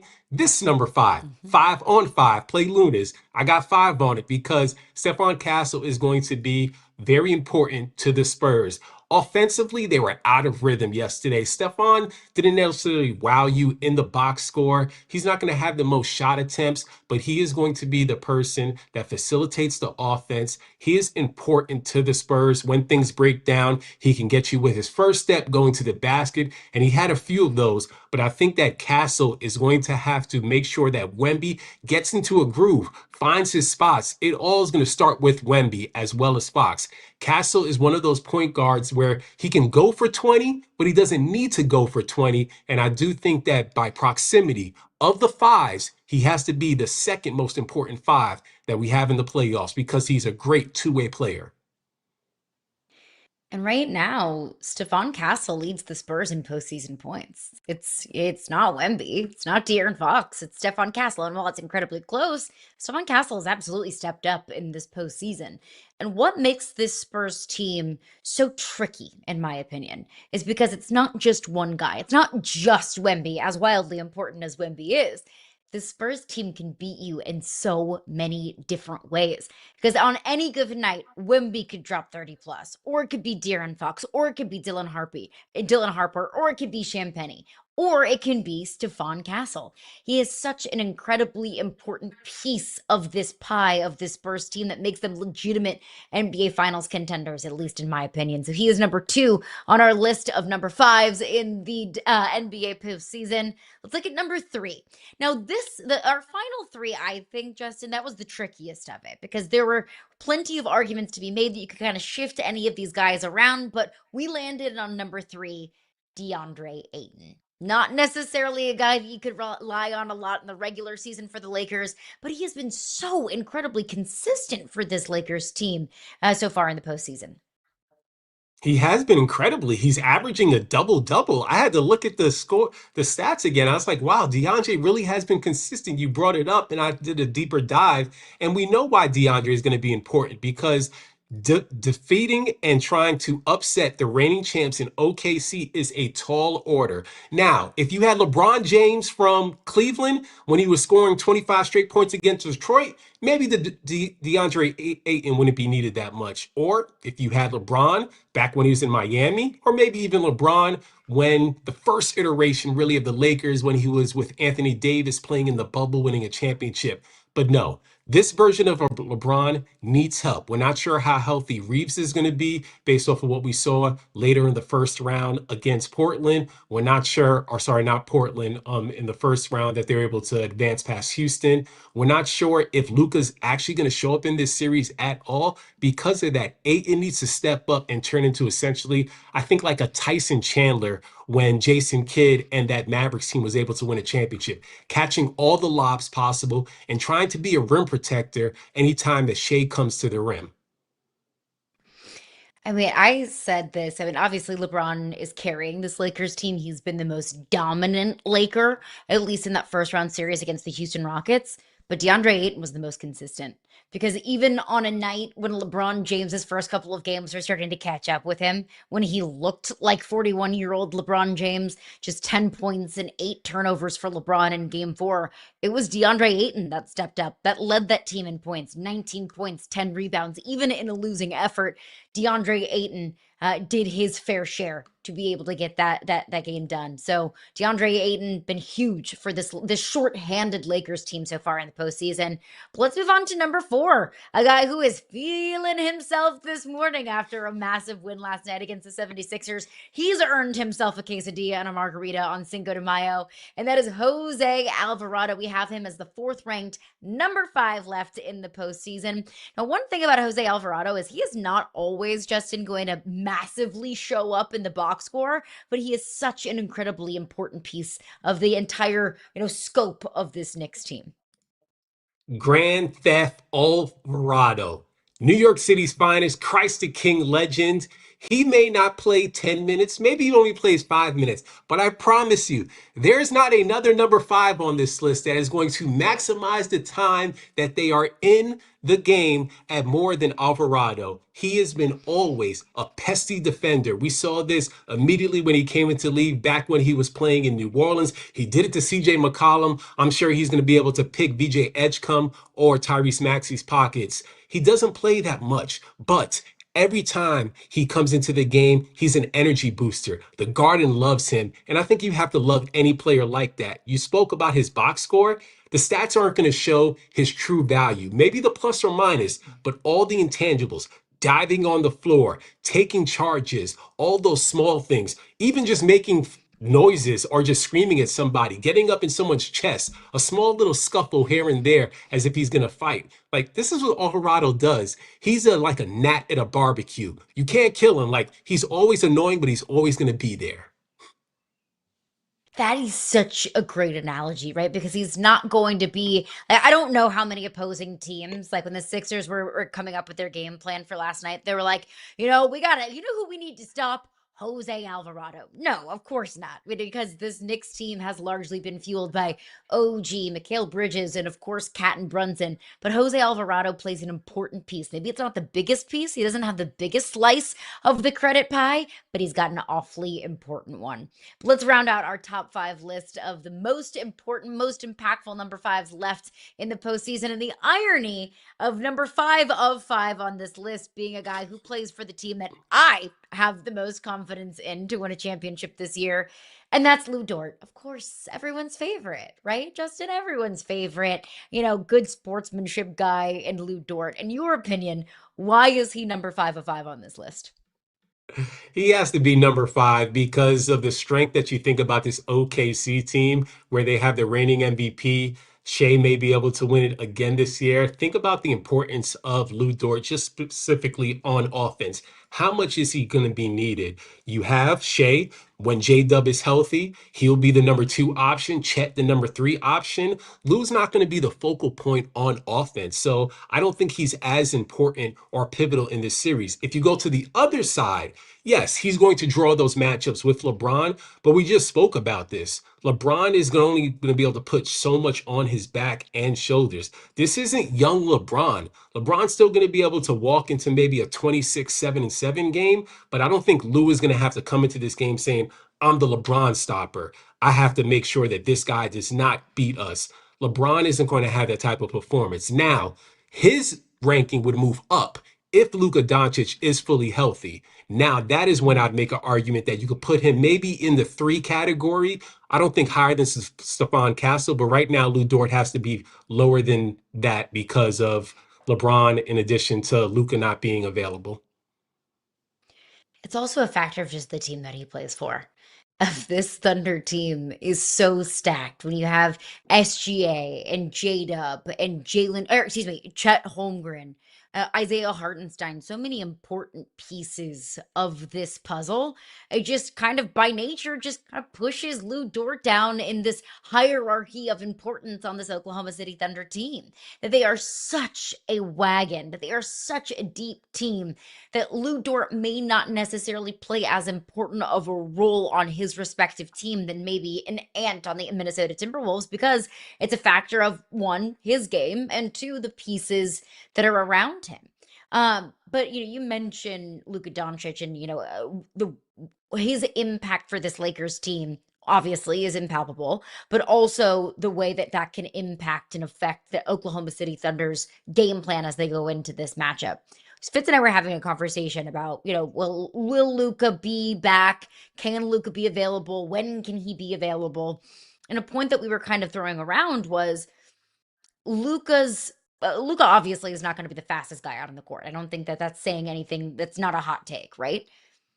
Is Luka adding in him to this team, understanding that he's going to have a ramping up period? Is that actually going to hurt the Lakers more than it's going to help them, just because he might slow down the speed of the game?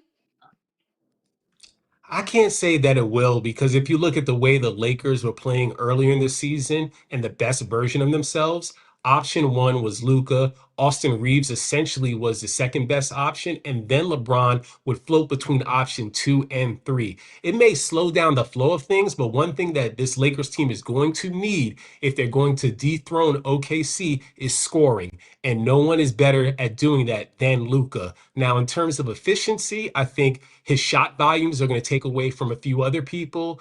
Maybe Rui Hachimura is not going to get as many shots. He's going to have to find his way to get those good mid-range shots or even threes or put-back dunks. But I do think that Luka is needed. It won't disrupt the flow. They know that they need him to be able to even give a fight against OKC. I mean, I give the Lakers a 0% chance to win this without Luka Doncic. Zero. I would give them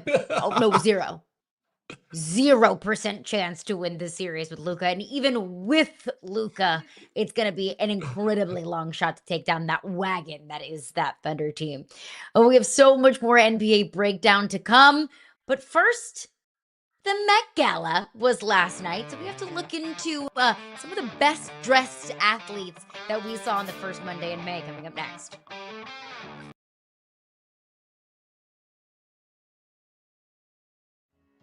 This is rich to me, but again, this is this draft class. Once you get outside the top 10, it's like whatever. But I do think this is a little rich to me. But Les Snead loves his Bama guys. I know he went to Auburn, but he has a thing for anyone that's played in the SEC in the South. He really does. You should have seen his write-up on Julio Jones. It was like fan fiction. This to me is just like, all right, I get your argument. At 13, like that is, you're pushing it. You have one of the best rosters in the NFL right now. Right. This could be a difference maker at some position. Now, I said to a reporter today, tell me the top 5 stars in the UFC right now. Islam. Yep, I agree. Tom Aspinall. Okay. Pereira. Yep. Ilya Taporia. Yes, he said him. Khamzat Chimaev. Yes, and him. I think that was the 5. Okay. And I was like, I just feel like right now I look at Tom Aspinall and think you are one of the biggest stars in the sport. Give us your final loser here, Boone. Denzel Boston. Among this rookie class, I think we had a lot of hope that he was going to go in round 1. That didn't occur. But they took a first-round receiver in Casey Concepcion, who I think is a better prospect. This team often has to deal with bad weather late in the season, which can also impact pass catchers at the worst possible time in the fantasy calendar. It all boils down to me not being nearly as excited about him as a prospect in Dynasty or redraft.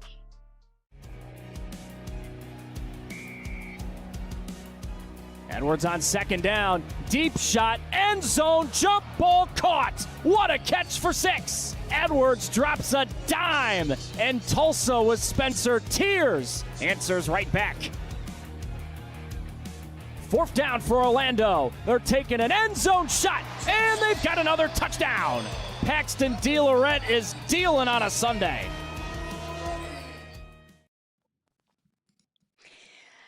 Go Tigers to that. LSU teammates Joe Burrow and Justin Jefferson together at the Met Gala. Go Tigers. That's the impact that the 2019 LSU team just continues to make as they're on fashion's biggest stage last night. So let's take a few more looks at a few more outfits that we saw from athletes last night, and we will decide, was the outfit fire or was it fizzle? Let's start with Russell Wilson and Sierra. Their outfits were absolutely fire, Justin. I love a good headpiece. I love a good coordinating outfit. I thought they crushed it. I absolutely agree with you. This is hot fire, like Dylon, top 5 rappers in the world. I look at Cece's outfit, golden. It reminds me of Michael Jackson's music video for Remember the Time, if you remember that one. Like, I love the decor and everything that's put on the crown, in addition to the swaggy outfit by Russell Wilson. It's not white, but it's really off-white, a creamish color. I would wear that, honestly. Not casually to wake up in, but if I was going to a fancy outing, I'd do it. I think you could wear that outfit for Yahoo Sports Daily. Have you ever seen the movie Emperor's New Groove? Yes, I have. That, oh, Sierra's wow, giving yes. Uzma chic. And I say that complimentary. That is not a dig on Sierra's outfit. I am saying that is a good thing. Uzma from Emperor's New Groove chic. But they were not the only stars, athletic stars, hanging out on the red carpet last night. Let's see D Wade out there on the red carpet. You see, I think this might fizzle. It's just a sleeveless blazer and a mesh tank top. This is the Met Gala. Go crazy. Yeah. Like, yeah, sure, this is a We little should outside also of the box. we should also mention the theme this year was fashion is art, which is wild. It felt kind of lazy. I'm not going to take shots at the Met Gala, but fashion is art can be interpreted in so many ways. And this is how the Miami Heat legend Dwayne Wade decided to interpret it. Yeah, I also agree. Fizzle, like, it's okay, but I feel like I've seen D Wade rock more fire outfits, like sleeveless jacket, the double-breasted, open with the peak lapel. I don't know. Yeah, I'm not really feeling it, honestly. Like, do more. Go crazier. I think the theme a couple of years ago was menswear. This would be great for that. That fits that theme. But fashion is art. I mean, like, go crazy with it. Think outside of the box. So fizzle there for D Yeah. Wade. What about Serena Williams? She was out there rocking it on the Met Gala red carpet as well.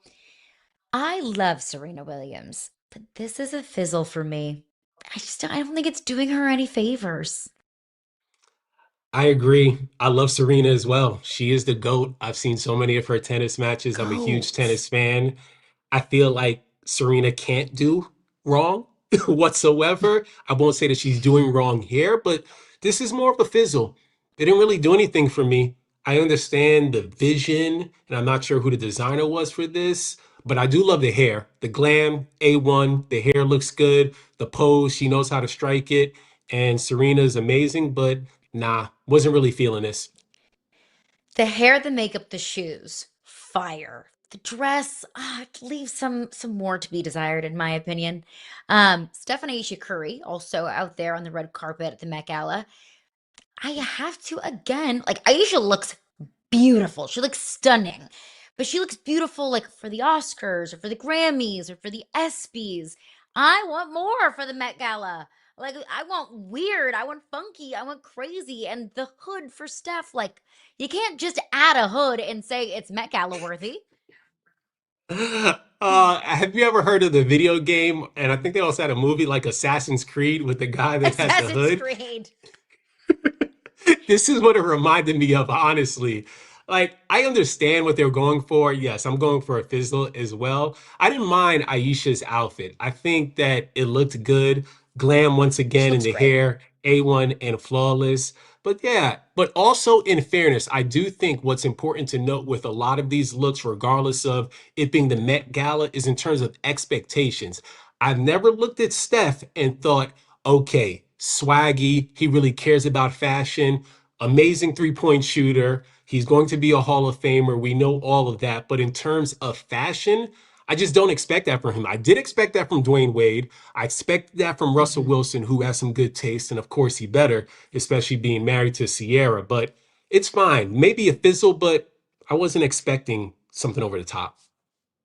You looks like, Little Red Riding Hood chic, but make it Met Gala. That's not necessarily a good thing. All right, let's look at Asia Wilson, just a couple of days away from the WNBA season, but not too close to not show out. I love this. I love her hair. I love the golden hands. Like, that is the cool, funky little touches that you can only wear at the Met Gala that I loved. I love the choker. Oh, it's like old Hollywood glam meets funky art. Huge fan of this, Justin. Speaking of goats, from one goat to another goat, and that is Asia Wilson, rock star for the Las Vegas Aces. Love this look. Hot fire. I love the golden look. I think of like Jill Scott living my life like she's golden. And she is golden. 3 championships in 4 years, possibly 4 in 5 years. We're talking about Houston Comets type of dynasty. Love every part of this look. And I was surprised that Bam probably didn't get a chance to pull up with her. Neither here nor there, but I would be curious to see what he would have rocked. I think Bam would dip into his fashion bag. I think Bam would be dressed well at the Met Gala. But we saved the best for last, no doubt, because this was my favorite look. My favorite looks of the entire night. Naomi Osaka she heard red carpet and she said, "Okay, I got you." If you can't really tell from that photo, but there are like things hanging from the hat and from her dress. And then once she got down to the end of the red carpet, she took the white jacket and hat off and showed that dress. It was all bedazzled. It's kind of an anatomy type of vibe. And the red gloves. Oh, so good. I loved this look. Naomi Osaka crushes it on the court and she crushed it on the red carpet. But we have somebody who also crushes it on the court who will join us coming up next. We'll ask him, I guess, his favorite look from the Met Gala last night. Rudy Gay joins, talking Spurs and all things conference semifinal matchups coming up next year on Yahoo Sports Daily.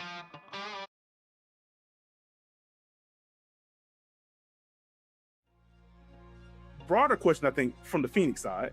How do you feel about their direction moving forward? How do you feel about their ability to build off of what this season was? How could you feel bad about the direction? They weren't supposed to be here. You have a coach that understands exactly what he wants to do on both ends of the floor. So just getting the right pieces around it, having a level of versatility, that's all you got to do. So I think it's a salute to Phoenix. It's unfortunate it went this way in the playoffs, but the Thunder are a machine, and it was a bad matchup. There were rumors that this was going to happen before the draft, that Jadarian Price was going to end up going to the Seahawks at 32. I think you can make a very strong argument that you could take Price as early as the 106. That might end up getting you in trouble, but I don't know if I feel that strongly about some of the other players in that range. There was not many other depth charts like across the league where there's just a smooth sailing spot to that running back one position. Also got a rushing touchdown. Gonna run it to Brown. Flea flicker back to Myler under pressure. Myler throws it late. Brown. And Brown, the stiff arm, crosses the midfield, down the far boards. Brown for the end zone. Waltzes in for the Rattlers touchdown. That's the MVP throwing to the offensive rookie of the year right there. So Brown took the handoff, flipped it back, and then he found space. The truth here is this is a very far delineation from where the top of the quarterback game is right now, physically. Correct. You know, when you look at, you call the top 12 quarterbacks, everyone's got some sort of extreme physical trump card. This ain't Taylor Green. Part of the problem to me with this pick is you saw exactly where the physical limitations hurt Ty Simpson last year at Alabama. Simpson is a pretty good athlete, but I'm not going to design runs with him because he'll get crushed. Nobody in a long time has taken over games as a rim protector like Victor Wembanyama, even in a losing effort. We saw that last night, a triple-double from Wendy. 10 blocks in a game is the regular season and playoffs record. Victor has 3. All other active players combined have 2. We haven't seen anything like Victor Wembanyama like that. Joining us now, 17-year NBA vet Rudy Gay. Now, Rudy, you spent 5 of your 17 years in the NBA with the Spurs. And I do think that so many times we are prisoners of the moment of this is the best guy we've ever seen. We've never seen anything like it. But I think guys like Victor Wembanyama do deserve that kind of moniker. So I'll ask you, have you ever seen a player do what Victor Wembanyama is doing defensively? No, no.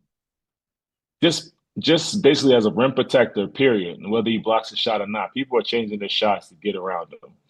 People are trying to figure out ways to get their shots off to try to, get away from him. So it's not just his block shots; it's just him being in the paint. His presence, his gravity is remarkable. I don't think we've ever seen anything like that. Yeah, it truly has been incredible. Rudy, as someone that's played for the Spurs, what do you think Mitch Johnson's message should be after that game one loss? Well, I mean, it should be more of the same. I mean, this is a game that, it was a playoff atmosphere. It was a very physical game. And it's a game that, with a couple of mistakes being taken care of, they could have won. They had a shot at the end of the game to win it. So, this is not like this a messed up game plan at all. Obviously having Ant back was something that they didn't know they want to have, and then they have to deal with. But other than that, I think they do the same thing they've been doing. Obviously, Wemby's not going to. I don't see him getting 11 blocks, so teams will change their strategy being around him. I just think with them, they have to focus on being better themselves, and also Julius Randle. I think he's a house down there. Figuring out how to get him contained a little bit, but not too far from what they already have got planned. Obviously we cannot overstate Wemby's defensive impact last night, really defensive impact overall in the entirety of the season. But last night, not great for Wemby offensively. 0 for 8 from 3, 5 for 17 from the field. What kind of adjustments need to be made, not just for Wemby shooting wise, but really overall entirely for that Spurs team offensively? Well, I think what makes Wemby great is the fact that defensively, obviously, he changed the game, but offensively, he's all over the place. He can run the floor better than people half his size. He plays above the rim. And I think that's what when you have games like that, that's what you have to get back to, especially as a big, let the game come to you. And he's good enough that he can affect the game by not having the ball in his hand for most of the time. So I think when you have games like that, you just got to make it simple and try to figure out how to get back into your rhythm. We were speaking about another former UConn alumni, that being Stephon Castle earlier, and his importance in this series. What is it about the UConn DNA that makes him look so comfortable? Because we saw a great version of him in college, but I feel like in the pros, he just looks so smooth and a Grizzly vet, but he's only been here for a few years. Look, I love Storrs, Connecticut a lot. I love it. It's part of my DNA, part of my life. But there's nothing to do out there except for watch and play basketball. So, if anything, you're preparing yourself the whole time you're there. So, I mean, Steph he's a pro. I mean, he has UConn DNA all up running throughout his veins. Like, he's going to go out there, he's going to give it his all. He's going to continue to get better. And he's definitely going to have a big impact in these playoffs. And I see them going far. As somebody who spent a handful of her early 20s in Hartford, Connecticut, I co-sign on that. Not a whole lot to do there, even I though wouldn't talk about Hartford, we love it dearly. but I was talking, but okay.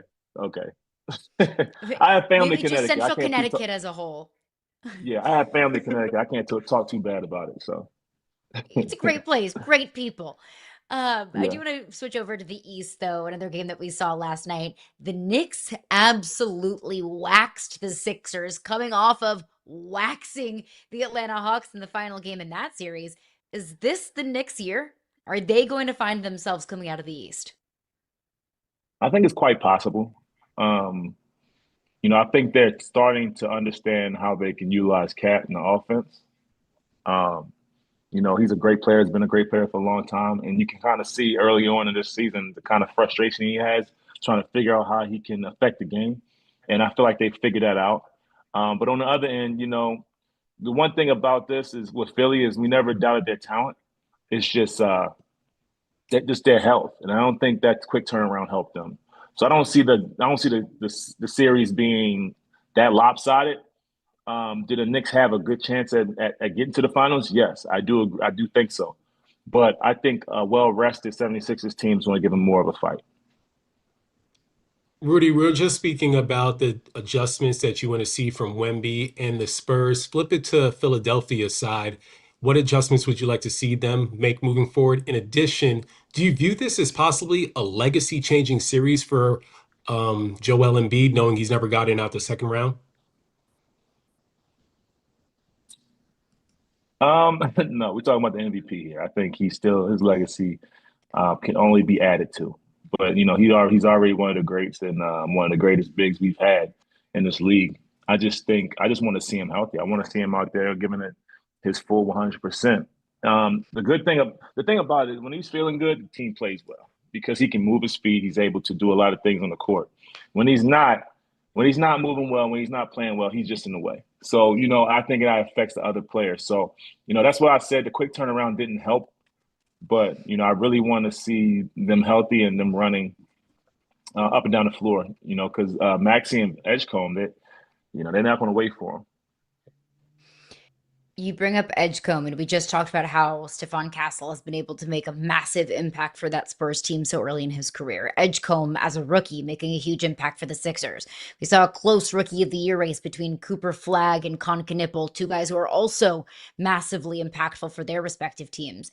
What is it about the development of young basketball players or the style of college basketball now where these young stars are able to be so impactful so early in their careers?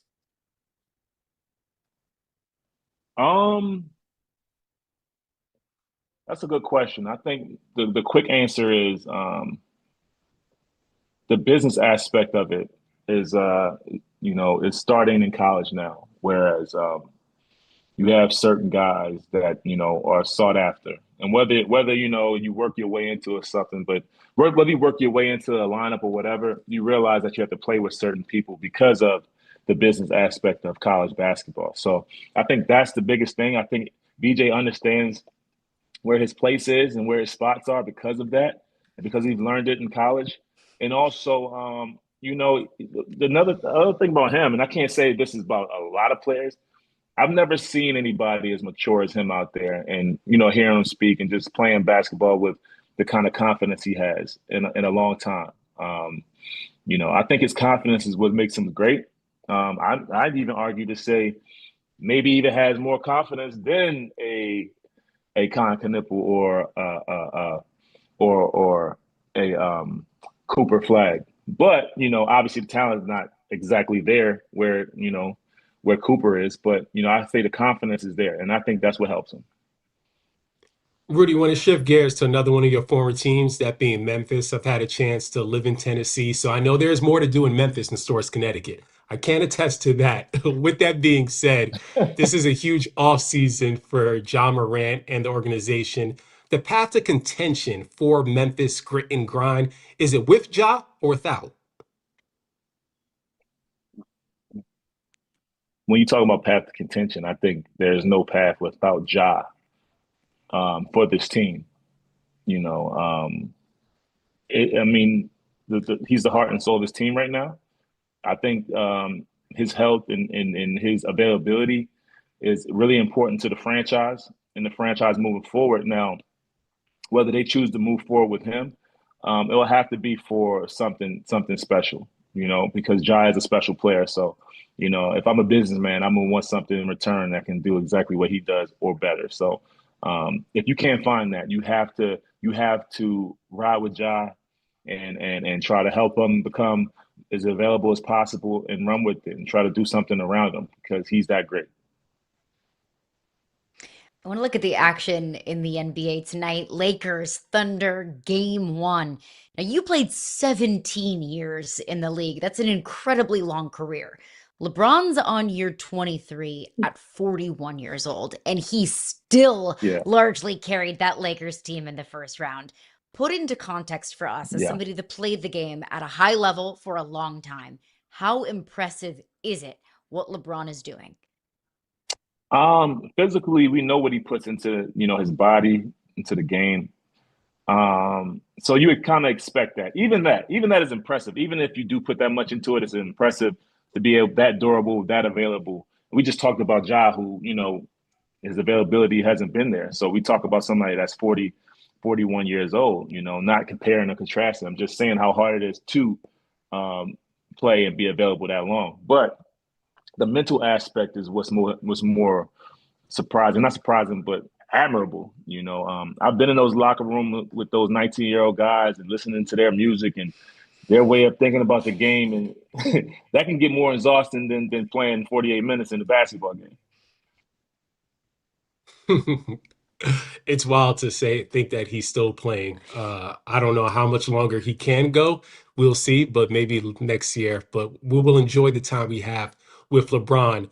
Rudy, I saw that you have been a strong opponent or a critic of the 65-game threshold that's with the NBA awards. So put on your commissioner's cap. If you are Adam Silver, how would you fix this, knowing that initially they thought it was a good job to avoid tanking in addition, or I should say load management, and now it seems to be like some people are being upset when you have real injuries like Cade Cunningham or even Luka having some time excused because of the birth of his kid? Y'all hit me with the good questions today. I was not prepared. Putting on my commissioner hat, I'm not, it sucks that there are people that should make these teams or be a part of these awards that just didn't make it for certain reasons. I do think there should be some kind of stipulations other than just playing. You have to have reasoning for it because, injuries happen. It's a part of the game. And we can't stop that. That's never going to stop. We play 82 games, and we go out there and give it our all when we're out there. Sometimes, injuries keep you out of it. So, there's no world where I can see where people even discuss whether Wemby should be the defensive player of the year. Whether he plays 62 games, 51 games, like we know that. We know how he changed the game. Or even, let's say Cade making first team or Luka making first team. We know they're the cream of the crop in this league. So obviously rules are put in place for a reason. But that doesn't mean they can't be bent or not bent, but changed or manipulated to serve the community. You can bend them. You're the commissioner. No. Let's not talk. No. We don't bend rules around here. Rudy's like, we have laws here in my NBA as long as I'm commissioner. Right. Before we get you out of here, finals prediction: who's winning a championship this year and how many games? See that now? Come on, go on. No, but what I will say this year it's been really exciting because every time you think someone's able to win a championship, there's another team that comes in and plays them completely differently than we've ever seen them play. So I don't know. It's a lot of parity in the league this year. It's fun to watch. I don't think it's not as easy to say who will win, but in my opinion, I think it's going to be hard to beat the Spurs. Spoken like a true commissioner. You're sidestepping questions. You're trying to be in the middle line. Don't want to steer too far left or right. I understand. I see what you're doing, Rudy. I'm only 39, man. Who knows what I'll be in 10 years? That's why I'm just trying to keep it, keep it political. So, Rudy, I'd love to know your thoughts on this before we let you go. One other question is, as you're trying to improve All-Star Weekend, do you think players of your caliber when you were playing would be open to one-on-one or like a King of the Hill type of style tournament?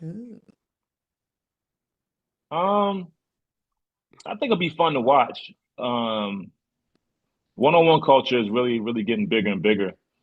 So it'll be fun to watch. Do I think people will be open to it? Maybe not. Look, this is a different league.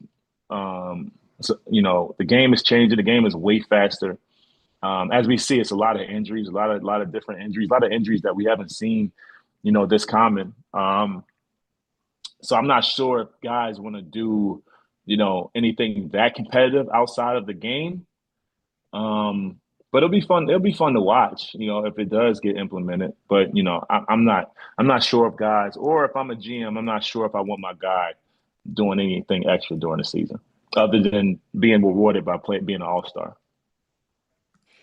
17-year NBA veteran Rudy Gay here on the show. Rudy, thank you so much for your time today. Hope to catch up with you soon. Enjoy the games. Thanks for having me. Thanks so much. There we are, giving Rudy Gay a new job, commissioner of the NBA. Hey, I vote for him if this is a voting platform, if this is a democracy. Um, Justin, appreciate you for your time today. We'll be back tomorrow breaking down all of the action from the NBA tonight, plus so much more. See you tomorrow here on Yahoo Sports Daily.